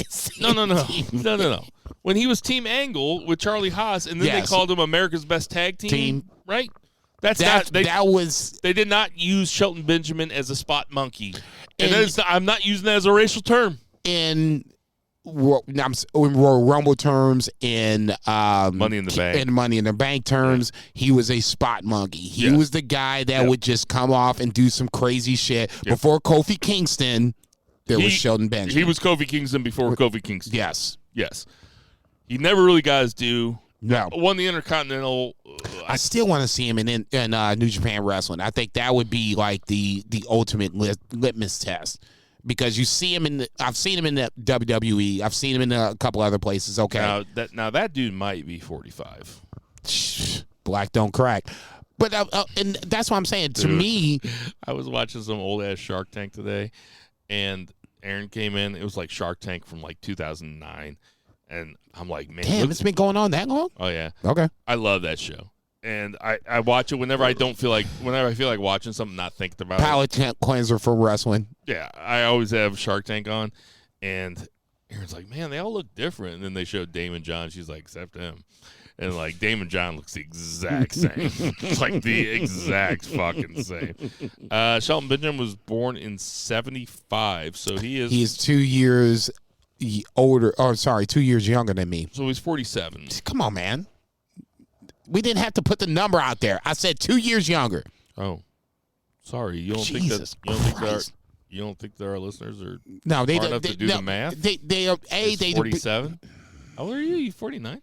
No, you're 48. I'll be 49 this year. Yeah, you'll be 49. You ain't 50. God damn. Once you're 50, you are. Sorry, man. You're off the podcast. Can't have some old motherfucker. He won the OVW Southern Tag Team Championship 4 times, 3 times with Brock Lesnar. Oh, Jesus Christ. They're boys. I know. And I'm just saying, that's a little bit of no, fancy booking. it would totally make sense. Be fun to see. It would totally make sense. If you wanted to do it, that was the Royal Rumble 2 years ago when Brock was, well, I'm sorry, 3 years ago, before the pandemic, 2020 Royal Rumble, and Drew McIntyre won it. And you had Shelton and Brock in the ring, and they were kind of teaming up a little bit. Yeah, it was fun. And and then Brock tossed him. Yeah, motherfucker. All right, so we just went way off on Bobby and Brock. We had down a rabbit hole. American Alpha versus the OC. The OC wins. It looks like we're heading towards an OC versus Judgment Day. I'd like to see that as a Survivor Series match. I just feel like we're leading towards like a bunch of Survivor Series shit. No, I think this is going to be, I'm pretty sure they announced this as another Crown Jewel match, which is fine. Knock yourself out. Get it out the way. I mean, no wonder Carl Anderson fucking sandbagged Tanahashi in that match, man. No wonder he sandbagged him. Apparently he wasn't under contract. So I mean, if you want to sandbag it and make yourself healthy for the WWE, that's your business. You don't think he knew he was coming back? Look, I called them coming back with AJ before that match. You did. I'll say this: I ain't mad at Carl Anderson. I'm mad at New Japan Wrestling. Exactly, 100%, no doubt. That's on. Get paid, motherfucker. Without question. Get paid. Okay? That's on New Japan for putting a title on somebody that's not contracted to you. The biggest 1,000%. The biggest thing with Sonata, we were always like, why doesn't he have a title? Why doesn't he have a title? If you're not contracted to New Japan Wrestling, you shouldn't have a title. Seth Rollins comes out and cuts a hilarious dog. promo. Mustafa Ali, Mustafa Ali comes out, starts talking shit to him. Seth Rollins cheap shots him. I like this pairing. I'd like to think, or I like to hope, that Seth Rollins handpicked Mustafa Ali. Can Seth Rollins elevate Mustafa Ali? I guess, because that's the ultimate question. Yes. Mustafa Ali, or I think he's Mustafa. I think that's how he prefers to be called. Well, I just want to honor. I'm not waving my eyes like, You rolled your eyes at me. I did not. I know that you don't like brown people. He can talk. He is not uncomfortable on the mic. No. He is not awkward on the mic. He seems like a When normal. Retribution first came back. God. No, seriously. For like I know. It wasn't his fault. It wasn't his fault it failed. The hacker gimmick that was supposed to be him for a little bit. Forgot about that. Okay. Yeah. It's not Mustafa Ali's fault. It's usually WWE's fault that is just trying to do too much and dropping the ball. I think, obviously, he's great in the ring. Mustafa. I'll just make it simple. Ali is great in the ring, good on the mic. All he ever needed was a break. This might be his break. But then after he loses, I'm assuming he will lose to Seth Rollins. You need to have more going for him past the Seth Rollins. I would like to see a bit of a series between these guys, because I think that this is the type of guy that Seth Rollins should be there to elevate and can elevate while also getting a bunch of wins under his belt, because he hasn't had a bunch of wins under his belt lately. He lost 3 times in a row to Cody Rhodes. He beat Riddle, and then he tapped out to Riddle. I loved his explanation on Monday night where he said, I did it for you. He said it was a strategic move. Yeah. That makes sense to me. That is actually Kayfabe style. Kayfabe style. That makes sense. Makes some sense. Right. I was like, I got a U.S. title match coming up. You think I'm going to break my arm for this shit? Fuck you. So they had Rhea Ripley and Cora Jade talking backstage. Okay, so this is what I want to talk about. JBL makes his triumphant return to Monday Night Raw. They give him random. It was pretty random. They show his big ass car with the Longhorns pull up a couple segments before, which I appreciate. He comes out and cuts a promo on Oklahoma, which can only be described as hilarious. Especially when Texas whomped that ass. I was like, God damn. Have you ever seen a guy, like, it's like he's been waiting to cut a promo on a crowd like that. So giddy. And he nailed it. Oklahoma didn't score that game, correct? I mean, it was like 49-0 or some crazy shit like that. 51-0, I think. Okay, Oklahoma did not score. That's bad news, Bears. In a rivalry game? The crowd was chanting JBL, JBL, and then he went in on Oklahoma. He's like, I have to apologize to the WWE Universe for cutting this promo in Oklahoma. He's like, basically like, what a bullshit state. He's like, the promised land is just south of the Red River. He's like, you guys are joining the SEC. You should probably go to the MAC. Yeah. The MAC is just catching shrapnel over here. It's just like, what do we do? Marshall University's like, what the fuck? Why we getting hit? An incredible promo. Who did you think when you were watching this? Who did you think that he was going to introduce? Or did you already catch spoilers? No, I knew he was going to be on Raw. I just had no idea where this was going. And I'm just like, okay, so it's great. Truth be told, JBL for me as wrestling fandom, I was in and out with JBL. I saw him when he beat John Cena a couple of times. He came to champion. He was champ for a while. You know, Rey Mysterio. I was in and out of wrestling at that point, so I can't really sit here and champion how great JBL was as a heel, or you know. Do you remember when HBK was his slave? No. Or he wasn't. I don't know if they used the word. I think they used the word slave, or he was like his like errand boy or whatever. I could see that. HBK is basically bulletproof at any point. I mean, you want to get JBL over, makes sense. I didn't know why he was here. And he announces Baron Corbin as the trade for Rey Mysterio going over to SmackDown. Okay, number one. I like that shit. That to me is sports-centric. If Rey Mysterio comes over, somebody has to come back. I don't give a fuck who it is, but somebody has to come back. Perfect. Check. Now, Baron Corbin for me is somebody that has been basically on this podcast. I had him as one of the overrated on the Beefers probably a couple years ago. Still don't get it, but I'll say this much. I don't necessarily think that he needs JBL as the mouthpiece, because it kind of feels like that's what was going to happen when JBL was in the ring. You know, he's the modern day wrestling. He was the wrestling guy, but now he's announcing Baron Corbin as the modern day wrestling guy. So JBL is going to have to be around for at least a little bit to pass that moniker over. I mean, I get it? Question mark? Because I don't get. I get it because JBL is there to pass the wrestling guy moniker over, so Baron Corbin is going to be the wrestling guy. Get heat on Baron Corbin. He doesn't need heat.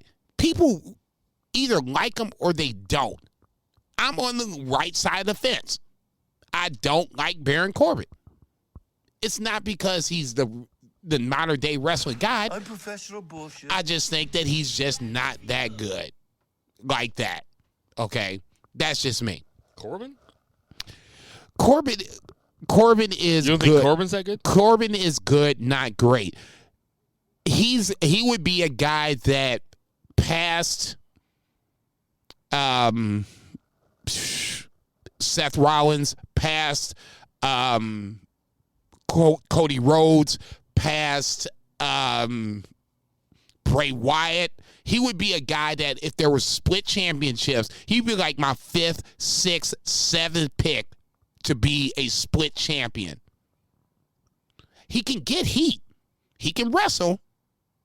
I don't think you need JBL to do what I think they're trying to do, if that makes sense. I think you might be overthinking it a little bit. This seems to be a repackaging for me. It seems to be like maybe they're trying to move Baron Corbin into... They're just trying to give him a different look. And maybe JBL went up to Triple H. He's like, hey, I wouldn't mind being a manager for a little while. Maybe take a bump or two, you know? Maybe supposedly... hand out a clothesline from hell, you know? Supposedly, that's not in the cards for JBL, supposedly. But please, go ahead. I just think it's a different look for Baron Corbin. I'm with my brother-in-law, Steve, here. I think that Baron Corbin is incredible. Like, I love him as a WWE wrestler. I love him. I think that he is hilarious. I think that he is a good wrestler, if not an above-average wrestler. He's huge. And I also think he's hilarious, which is my favorite thing. Okay. I like hilarious wrestlers, and I think that he is hilarious. What's the JBL connection? Because JBL is also hilarious. Oh, it's a repackaging of it. Now listen, does Baron... They just changed his first name. That's it. I'll be honest here. Do I seek out, like, if I have SmackDown or Raw taped... What do you watch first? DVR'd. Do I seek out Baron Corbin segments? No, I don't. No, I seek out Kevin Owens segments every time. Been a little MIA lately. And lately, he was on NXT this week. Oh, but I shouldn't say duh. I didn't watch it. Lately, I've been seeking out Bloodline segments because I don't have time to watch everything. Sami Zayn once again, and nobody does have time to watch everything. Yeah, but I'm trying to watch as much as I can for the listener. You know, for sure. Like, I care. It's not about us. I care about the listeners. It's not about us. Do I seek out Baron Corbin segments? No, but when I end up watching a Baron Corbin segment, I'm like, man, this guy is fucking good. Like he just seems very smooth to me, very natural. Like, look, the thing that we were just talking about, Mustafa Ali, it's almost like Baron Corbin has that in spades. Like, he is not uncomfortable on the mic. No.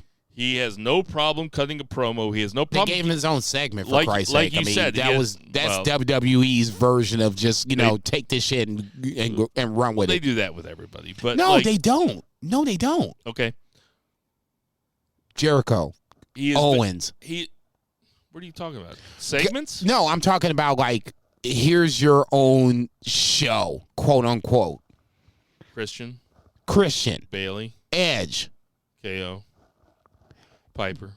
He's in that. Okay, he's Miz. in that same. He's in that same vein. They do it all the time. No, they don't. Not with everybody. You didn't give Kofi Kingston his own show, did you? Yeah, no. Motherfucker can't talk. Motherfucker's a shit promo. But that's my point. Nobody's ever said, man, that Kofi Kingston really cuts a mean promo. Hey, that Kofi Mania fucking run was another different story. But you get my point, though. They trust Baron Corbin with the mic enough to give him his own segment to set up other shit. That's all I'm saying. That's why I'm like, the JBL connection doesn't really make sense unless you're trying to make him the modern day, quote unquote, wrestling guy. Well, there are plenty of examples in wrestling history where they give a manager to a guy that can cut a promo. I don't think JBL is going to be a manager, though. I don't think he's going to go work the road with Baron Corbin. Work the road. Okay. Do you think that he's going to be on every single SmackDown with Baron Corbin, or every single Raw? No. I would almost go up to maybe the end of the calendar year at tops. Baron Corbin doesn't need JBL. I mean, we're nitpicking here. All it is, it gives Baron Corbin a different look. Yes. Gives him a bit of endorsement. They repackaged him. They must have something planned for him. Okay. I'm not saying they're going to make him world champ. I'm not saying they're going to make him U.S. or Intercontinental champ. It'll be U.S. at this point. I'm saying that they're going to work him up to something. I mean, didn't he have a big WrestleMania match last year? Yeah, it was with what's his face, McAfee. No, not McAfee. Who kicked out of the end of the day? Who kicked out of end of days the first time? Was it McIntyre? It was McIntyre, right? It was McIntyre Corbin at WrestleMania. Yes. Okay. Not McAfee, because McAfee was.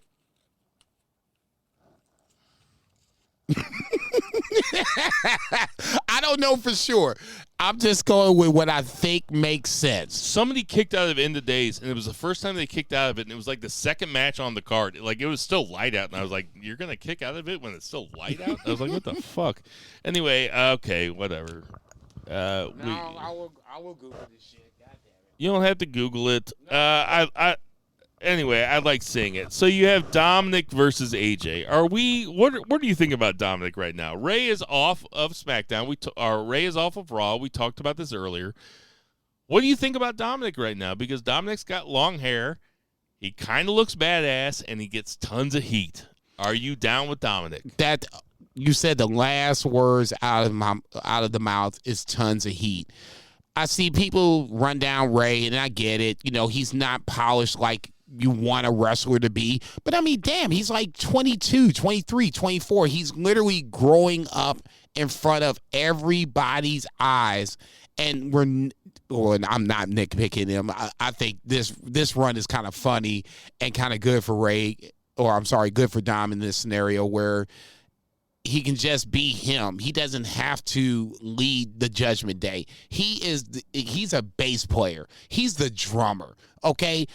Finn Balor is, singing the tunes, and Dom's in the background. Every now and then, Dom comes up and gets heat, and that's what it's all about. Dominic Mysterio is 39 years old. Looking at it right now. Dominic Mysterio is 39 years old. No, I'm just kidding. He's 25. How old? He's 25. Okay. He's really not. I don't know if he got training in the background, whatever the case may be, but he's still. No, he's good. He can wrestle. He just looks so young to me. Do you think that there's any possibility that Dominic Mysterio fights his dad for his dad's mask?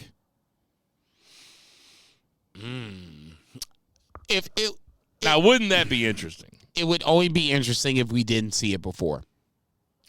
No. But there's tons of people. There's tons of wrestling fans that haven't seen it before. There's tons of wrestling fans that have not seen Rey Mysterio sans mask. Now, you and I have, but we are old. Yeah, but I mean, old motherfuckers. But, that's what the bad part about YouTube is. You can go back and see that shit.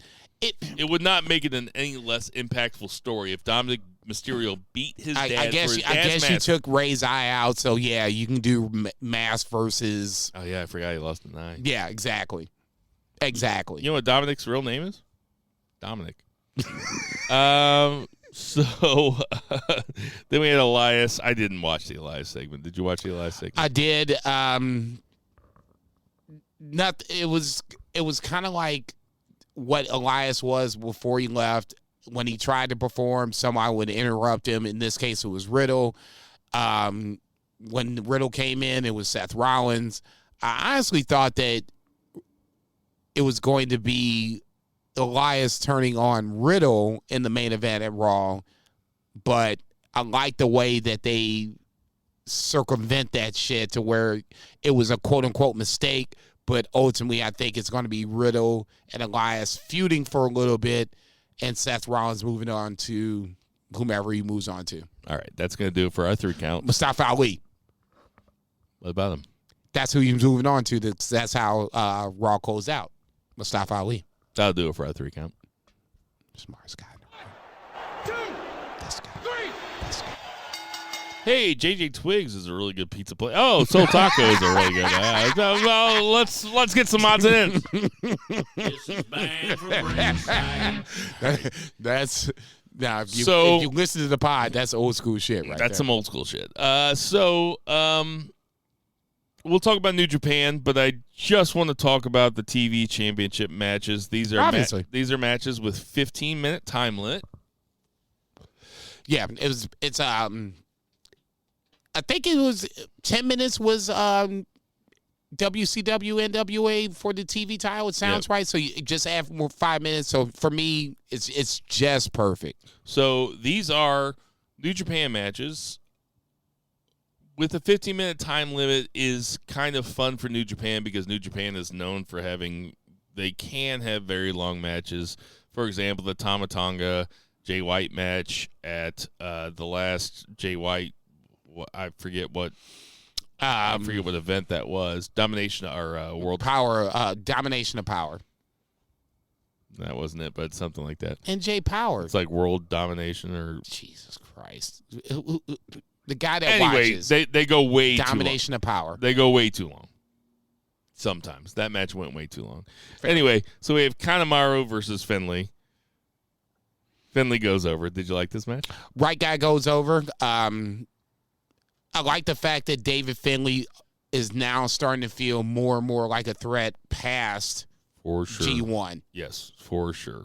Looked badass in this match. Kanemaru made him look like $1 million. Kanemaru's not going to win it. He's there to make David Finlay look good. David Finlay looked great in this match, and he's quickly becoming one of my favorite guys on the New Japan card.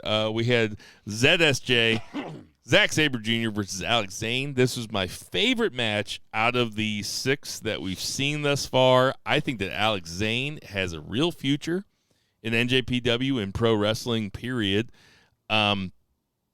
He was getting ready to fight him to a draw, and ZSJ kept putting him in submission moves that he would not give up. He had 5 seconds to go, and he tapped out with 5 seconds to go. A very fun match. Zack Sabre Jr. matches are always bangers in this podcaster's opinion. What do you think about this match? ZSJ said it post-match.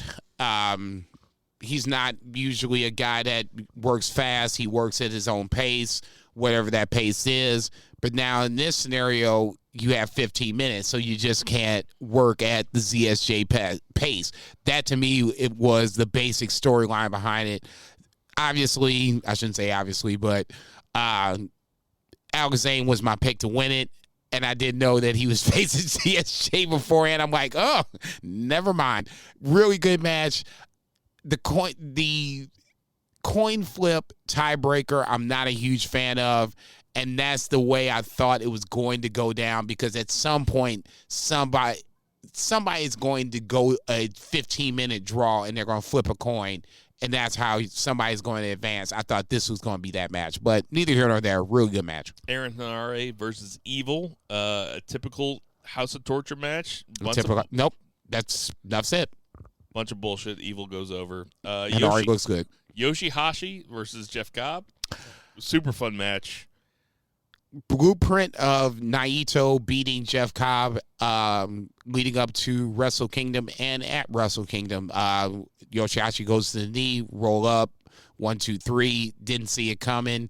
Good on Yoshihashi, and Jeff Cobb's going to face FTR with Great O'Khan. So I mean, Jeff Cobb's got other things going on. Big picture going on. That's fine. You know, I'm totally okay with that. Yoshihashi seems to be catching a lot of momentum. People are starting to get behind Yoshihashi.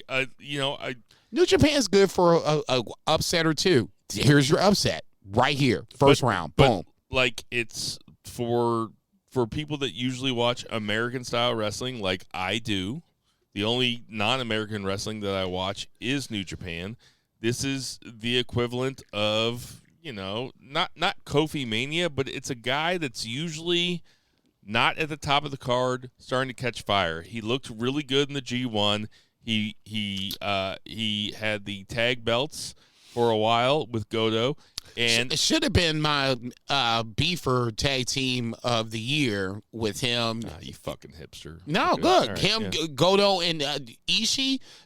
They ran six man never titles for a hot minute. They still hold the the record for most consecutive 6-man defenses, that should have been my pick. Jason, do you think that you can vamp about Goto versus Kenta for 45 seconds while I go take a piss?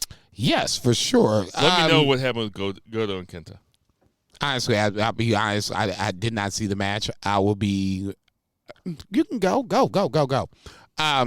If I had to take a guess, Goto is coming down, solo dolo. Kenta would come down solo dolo.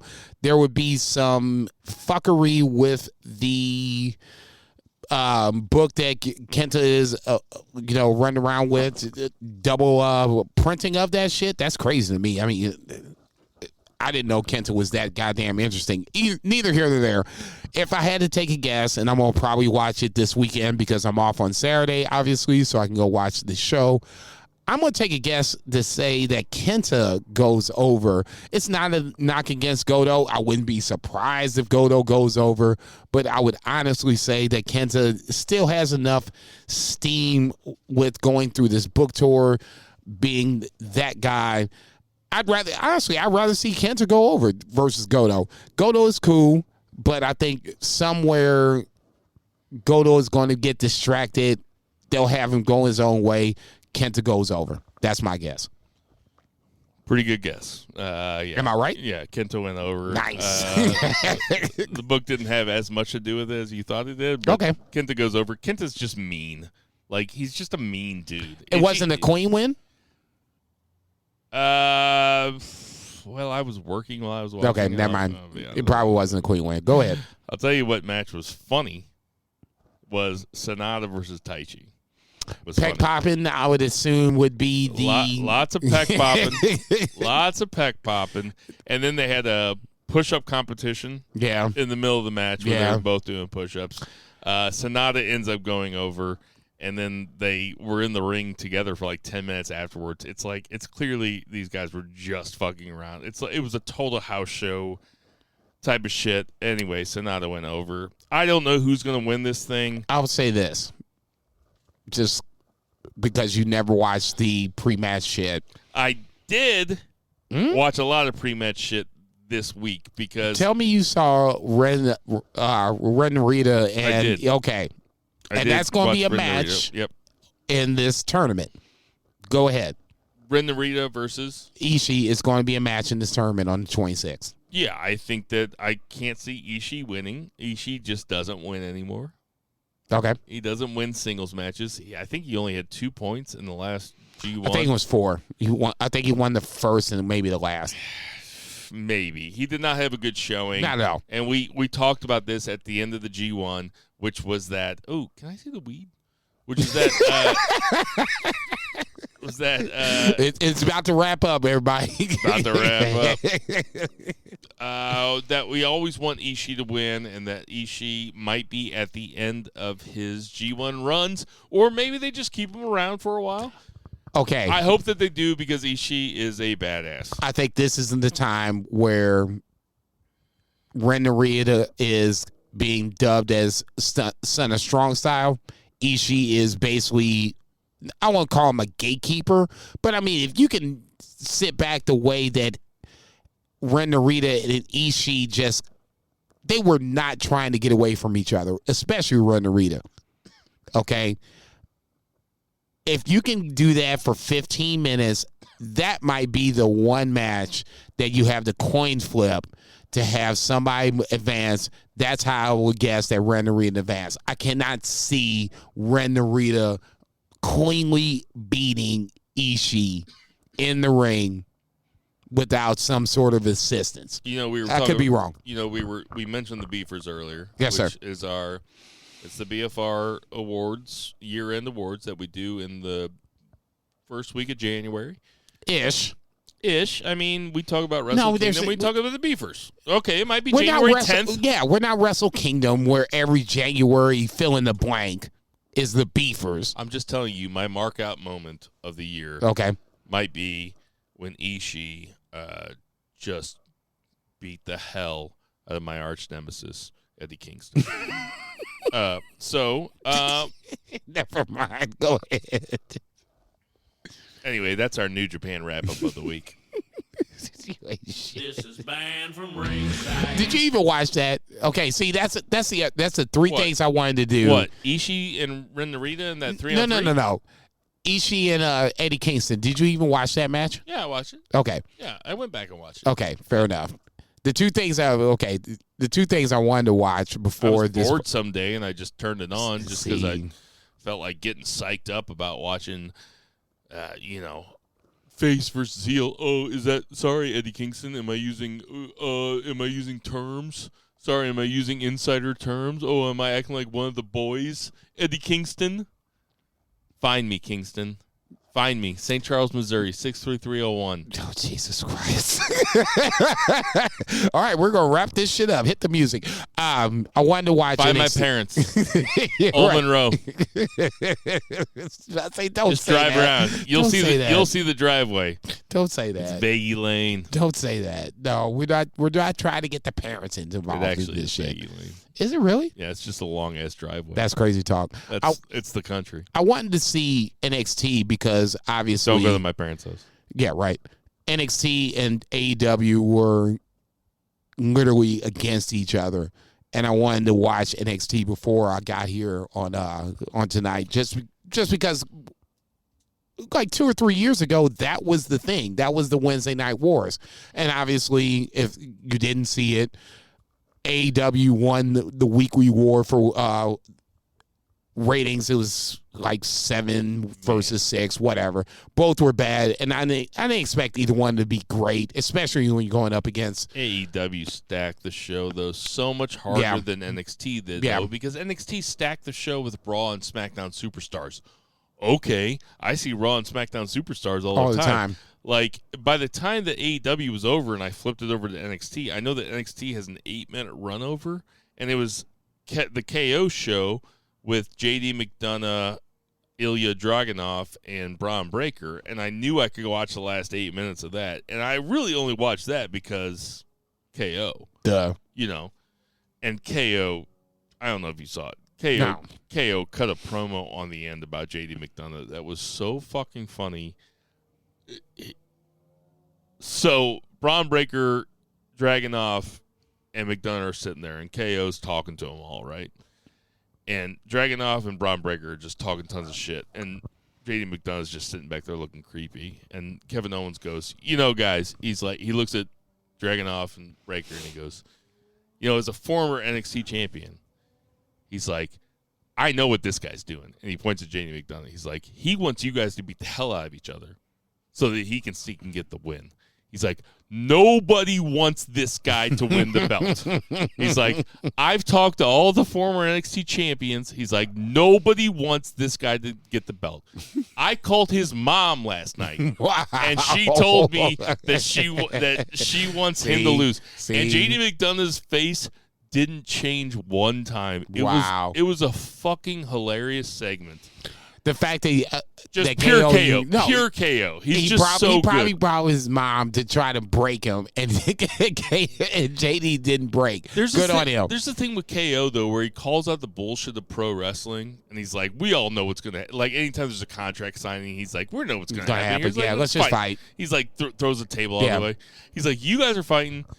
This guy wants you guys, and JD McDonough just sat there just looking all fucking stoic and shit. It was... Man, I'm hot, motherfucker. I ain't fighting nobody. It was out. It was so good, but it was just KO. And not saying that those other guys ain't good. No. I think Braun Breaker is one of the guys that if the unified title stays as a thing, I could totally see Braun Breaker doing it. All three of those dudes, Dragunov, Braun Breaker, and JD McDonough, they'll have 3 completely different wrestling personas, and all 3 of them are good. All 3 of them are good. And so I'm looking forward to that match. So, that being said, this isn't what I wanted to do. Anyway, we got some predictions. Okay. Are you ready for predictions? Halloween Havoc. Sorry. Go ahead. Halloween Havoc. So we have Julius Creed versus Damon Kemp. Damon Kemp being the brother of Gable Steveson. And Julius Creed being the better of the 2 Creeds, in my opinion. Okay, so Kemp flipped on the Creeds. So I'm gonna take Julius Creed to get back right here. He flipped on Diamond Mine. Yeah. Okay. Whatever. So you're taking Creed. Yeah. Okay. I will also take Creed. I cannot see Damon Kemp winning this match. Okay. So next up we have Roxy, is what she used to be called, but Roxanne Perez versus Cora Jade. I'm going to assume that both women lost their. Well, I know that Roxanne Perez lost to Rhea Ripley, which is good. Rhea Ripley coming back is more the bigger story than anything else. I'm going to take the baby face here. I'm going to go with Roxanne Perez. Okay. I am not. I'm going with Cora Jade all day, every day. She gets the most time on screen. They obviously love her. Either way, I think even a guy that doesn't watch NXT, I know of Roxanne Perez from Ring of Honor. I know, Cora Jade. I think either way, both are going to go up to the main roster and do well in the main roster. Ultimately, that's what it is. Not sure about that. Really? Not sure about that. Mandy Rose versus Alba Fire. I'll go first. You've gone first the last two times. Okay. I'll go first here. There's no way Mandy Rose loses here. This is my Stone Cold Lead Pipe Lock of the Week. At least you made that motherfucker and you didn't change it. I would totally have to agree with you. Kaylee Ray is what I'm going to call her at this point is, not unfortunately, because if you took her to AEW, I don't think she could do much better. This is what she is right now in the women's wrestling world. It's a damn shame. She should be a champion somewhere, someplace, sometime. But right now, I did watch Mandy Rose. I am impressed with Mandy Rose. I will openly say this on the podcast. I don't think I've ever said it before. Mandy Rose is way better than what she was beforehand. Way better. You know what MLK would say about that? What's that? That's a soft bigotry of low expectations. No. Mandy Rose is fine, but she's not good. She's way better than what she was. Way better. The soft bigotry of low expectations. Okay. That's what I'm saying. Okay. All right. So there's 5 wrestlers in this one. All right. And you got to name them 5 through 1. All right? Yes, the usual. Carmelo Hayes. Okay. Do you know who Ora Mensa is? I do not. All right. That's black. Okay. He's black and he's foreign, and he rules. Wesley. Yeah. He's black and he's American. I know, man. And he Former rules. Rascals. Okay, I got it. Von Wagner. Okay. He's white and American. He doesn't rule? Do you know whose dad is? I don't. Bull Buchanan. You did. Yeah, I should have known that. We did say it on the pod. Okay, who's the 5th? He gives me a soft spot for him because his dad was in Right to Censor. He's going to win that shit, right? The 5th is Nathan Frazier. He's a white guy. I know who Nathan Frazier UK. is. Yeah, I was about to say. Well, I don't know, man. No, give me. Do you know who Bull Buchanan is? You know who Buff Bagwell is? Give me a smidge credit. Let's go with the guy I don't know as the least likely to win it. Who'd you say? I know everybody but one guy. Oro Mensa. Okay, least likely to win it. This is for the right to win this is the number one. It's a ladder match, a 5-man ladder match for the title for the North. Or it's for the number one spot. To challenge for the North American title. North American champion is who? Fucking shit. I mean, come on, man. You watch this shit. You just got me high, dude. You know that you did? Yeah, because I do this all the time. Let's go with Von Wagner with 4. Oh, I'm sorry, Nathan Frazier with 4. Not involved with this shit. Not a big deal. I'm gonna go with the NXT North American Champion as a baby face. So let's go. I'll figure it out. No. I already got this. Nathan Frazier at 4. So. Oh, sorry. It's a vacant NXT North American Championship. Championship. That's what it is. It's vacant. Because Solo Sikoa. Go ahead to cough it up. That's All right. right. Okay. No wonder I didn't know. No, because there's no champion. No wonder I didn't know who the champion was. Okay, There so was no champion. You get a fucking pass. Thank you. Thank you. Miserable bastard. I'll Thank go Von you. Wagner with 3. I'll go Wesley with 2. And I'll go back-to-back champion because, unfortunately, I don't want to say unfortunately, Braun Breaker is the champ right now.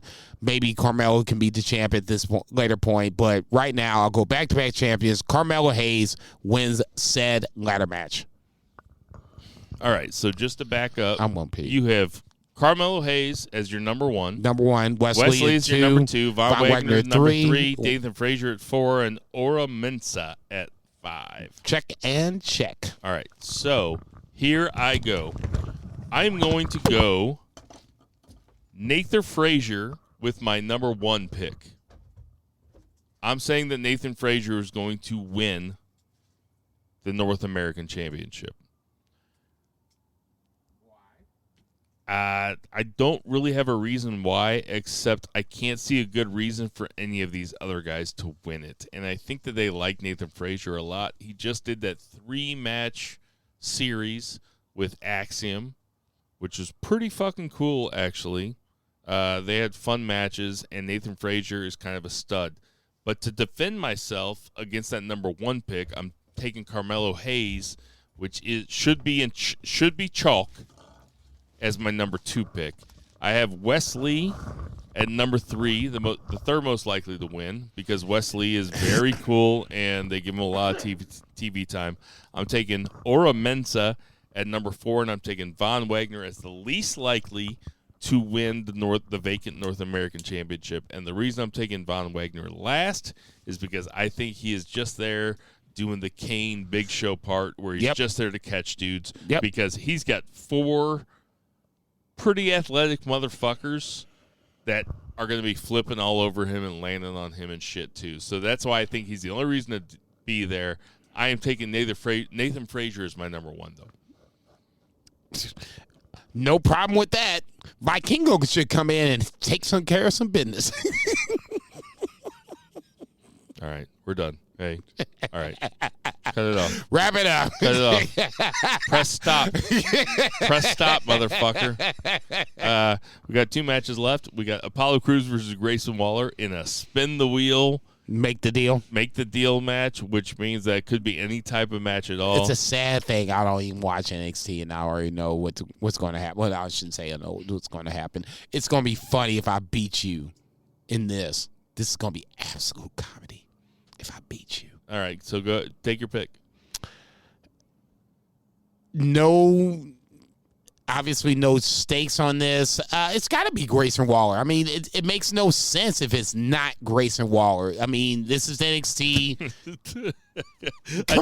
I wrote it down. I was like, I don't know what he thinks, but I'm going to just write down exactly what I feel, what my gut tells me. What's your gut tell you? Apollo Crews. Jesus Christ, this is going to be amazing. It's one of the weirdest feuds that's ever happened, because I think that both these guys are the shit. I've been a big proponent of Apollo Crews for a long time. Long time. I'm just, they fucked him up with Vince underneath the helm. But go ahead. They tried too hard. They galaxy brained themselves into something. They gave him a Nigerian accent, which he was fine at, but it's like, that is Kofi was fine with a Jamaican accent, but they didn't make him a world champion. They should treat Apollo Crews like he is the most superior athlete in the world. Duh. He kind of is. He kind of is. And he's also pretty good on the mic. Like, just let the guy cook. But you got to get reps, though. Fair. Totally fair. That's totally fair. That's totally fair. And not reps with a Nigerian accent. Totally fair. Totally fair part 2. Totally fair. I love Grayson Waller also. Like, I think he's legit. He's the real deal. Yeah. So I am enjoying this. This reminds me of my feud of the year a few years ago when I chose LA Knight versus Cameron Grimes, and I remember Zach laughed at me. It makes me feel good because I'm not the only one getting laughed at. He did laugh at you. It's comedy. If you don't, he just laughed at me. Yeah, I mean, but this reminds me of that. This is a silly feud between 2 absolute studs. that should be more famous than they are. I'm going to take Apollo Especially Crews. Apollo Crews. You're taking Grayson Waller. I'm taking Grayson I Waller. think Grayson Waller is the shit too. Okay, so now we get the main event. So now we I don't even watch NXT, and I think Grayson Waller is going to be a really big deal in WWE overall. Because I talk about him all the time. You trust I know. me. You trust me. I saw Grayson Waller before I stopped watching the shit. I know who he is. So we got Braun Breaker versus Ilya Dragunov versus JD McDonough. So, lots of stuff to think about here. Go ahead. No, go ahead. I'll go first. So Braun Breaker is basically unstoppable, and they've been treating him like the NXT Roman As well he should. They've been treating him like the NXT Roman Reigns for a while. He is also a very young dude that hasn't been wrestling for very long, but he honestly seems to me like one of the most natural rookies you'll ever see. And steiner that's because he had an early feud with Ciampa, or maybe that's just because he watched his dad and his uncle for that long. The Steiner brothers. Something be said about osmosis. But he is the shit. And I don't think they should have him lose until they're ready to bring him up. And now is not the time to bring him up. The main rosters are stacked, right? I'm taking Braun Breaker to win. So now I have to have a backup plan. So now that I have to have a backup plan, is it JD McDonough or is it Ilya Dragunov? Mm-hmm. My backup plan is it's never going to be Ilya Dragunov because they will put him in chase mode with JD McDonough before they would have him go over Braun Breaker or JD McDonough. So I'm taking Dragunov with my last, and I'm putting JD McDonough, former Jordan Devlin, as my middle. I almost wish you would have made me go first because that would have made this a little more intriguing. Now that you say that, it makes total sense. What were you going to say? I really my knee-jerk reaction. See, that's why we should all write them down before we get here. I didn't know we were going to do this. I know. I forgot about it too, though. All good. I told you about halfway through the pod. I was like, oh yeah, we got Halloween. I saw you writing shit down. I'm like, what the fuck is he writing down? I forgot about it too. The only reason I would disagree is Braun Breaker is on my short list of guys that could beat Roman Reigns, and this is like third or fourth down the line that could come in. 0% chance. That could come in, win the Royal Rumble. Zero. Look. No, I want you to be able to find this in case I'm wrong. So you can just hear me saying 0% chance that Braun Breaker. I get it. There's not even a sliver. There's not even the way that that the boss in Goodfellas cut garlic in prison. There's not even that much. There's not even that much of a chance that Braun Breaker beats Roman Reigns. So on that note, fine. I'm just going copy and paste. I go exactly what you said. Braun Breaker 1, JD 2, and Dragunov 3. Is that what you were thinking, though? No, hell no. Come on. You fucked it up. You fucked it up. You should have let me go first and then just make me look like an idiot. But now you say it, I'm like, yeah, it makes sense. He's like he would cut the garlic so thin it would melt in the pan. Goodfellas, one of my fucking top 10, and I don't even say greatest movies of all time, and like my favorite movies. I mean, there's like, nothing everybody's better. like, what's your favorite? Okay, here's the question. What's your favorite movie of all time? Every scene in Goodfellas just fucking rips as hard as anything could rip. Is Goodfellas number one? I don't know. I saw Pulp Fiction 4 nights in a row at the Dollar Show in St. Charles when I was 15 years old. Pulp Fiction is good. 4 nights in a row. Should have won the Academy Award. That might be an exaggeration. Should have won the Academy Award for Best Picture over Forrest Gump. Now take that to the grave. That might be an exaggeration, but I know for sure it was 3 nights in a row, and there was a 4th one somewhere in the same week. Whatever. Like we just went 3 out of 4. We went and saw it every single night. We're like, fuck. What the fuck was that? We couldn't believe it. So I haven't because you always miss shit the first time around. Well, yeah, and you're 15 and just watching dudes blow dudes' heads off and just talking shit to each other. That's all you want to see, right? So, especially when you can't go to see that. But go ahead. So for the last year, I've just been coming home and turning on Once Upon a Time in Hollywood. Good movie. Watching it over and over and over again because to me, it's like the funniest, coolest motherfucking movie that Tarantino's ever made. So over Pulp Fiction. The other night, I was like, you know what? I haven't watched Pulp Fiction in 10 years probably. I turn on Pulp Fiction, I smoke a bowl. I'm like, comedy. I'm like, nothing beats this movie. My nigga. Absolutely. Jules, come on down. Absolutely nothing beats this movie. And maybe that's nostalgia a little bit, maybe. But, it's also, I was watching it, and there's, even if it's nostalgia, there's no way you can explain that my brain and my heart were feeling when I was watching this for, the first time in 10 years. And, I remembered every little beat, you know? Pulp Fiction. You think there's anything you can say that's gonna make me forget that I love my wife?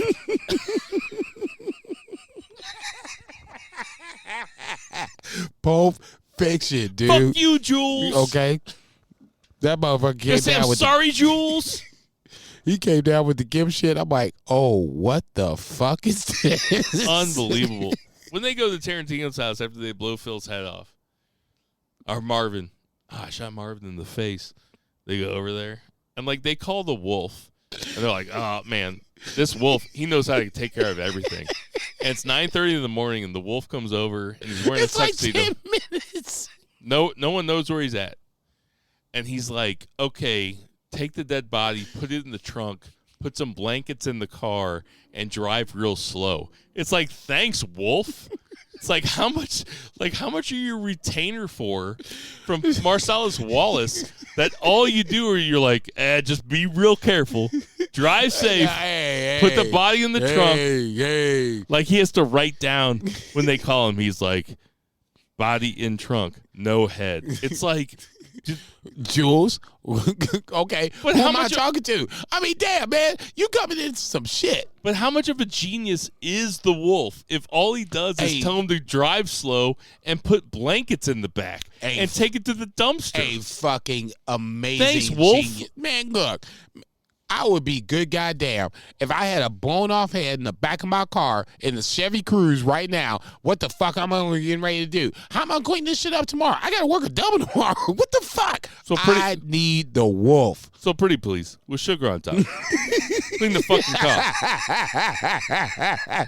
The wolf, baby. I'm telling you. You say the wolf is coming? Negro, that's all you had to say. Yeah, I say that to this day. And then the wolf shows up and he's like, hey, clean this shit up and drive slow. And they're like, oh my God, what a fucking genius. That's all he says. No shit. This is banned from Sometimes you need a calm head around these parts. Hey, we got some birthdays this week. We got Chavo Guerrero, 52. Still alive. Stud. Love him. Canadian. Love him. I like to call him Kerwin White. Jesus. You remember when his character was the white golf caddy? Yeah. Not that long ago. It was 2007. It was that long. 2007 is a decade plus. I'm saying that feels like it's from 96 though. It's long enough. Kerwin White, a Mexican guy named Chavo Guerrero who changes his name to Kerwin White. And he's a golf caddy? Come on, dude. There you go. Love me some fucking wrestling right there. Scott Hall, R.I.P. R.I.P. Just one of the best. Razor Ramon would have been 64 this week. Bushwhacker Butch. I'm not going to ask Jason because he's not going to say it. He would have been or is 78 this week. Not even fuck with it. Give me your best D'Lo Brown impression. This is real deal now. Say my D'Lo Brown impression. Scott Lowe. No, watch my D'Lo Brown. Dude, such a swagger. No, I know that he's still alive. He's 52. Yes. Tara Valkyrie. She's not the one that said the N-word a whole bunch, is she? No, that is but Tessa Blanchard. Okay, but Tara Valkyrie is the same She is married Impact, right? to John Morrison, and apparently might be coming back to WWE in a little bit. Oh yeah. She's thick She and was in NXT. thick and blonde. Yeah, she was what in her, What was NXT. her name in NXT? She was Oh, good. I liked her. I did. I liked her. yeah, and it just that's Tara when Valkyrie. Sorry. Yeah, Sorry for the disrespect. obviously Tara Valkyrie. definitely alive, Carmella, 35. definitely alive. Perry Saturn. Now I bet you could Canadian. Go, I bet Canadian. I bet you could go back to every single BFR episode Where Perry Saturn's birthday comes up, and I always talk about Perry Saturn's dress, which was the Chris Jericho Perry Saturn feud, where Perry Saturn had to wear the dress and then just start liking wearing the dress. And just ran with it. Even after the feud. Beautiful stuff. Perry Saturn's still alive. And Chris Jericho. Happy birthday. Rosa Mendez is 43. CM Punk is 44. And Still alive. Taka Michinoku. Not a whole lot of guys that have a move. He's a legend. Not a whole lot of guys that have a move named after him. Yes. He is 49. Oh, dude, you're kidding me right now. I don't like to do it to you. I'm dead.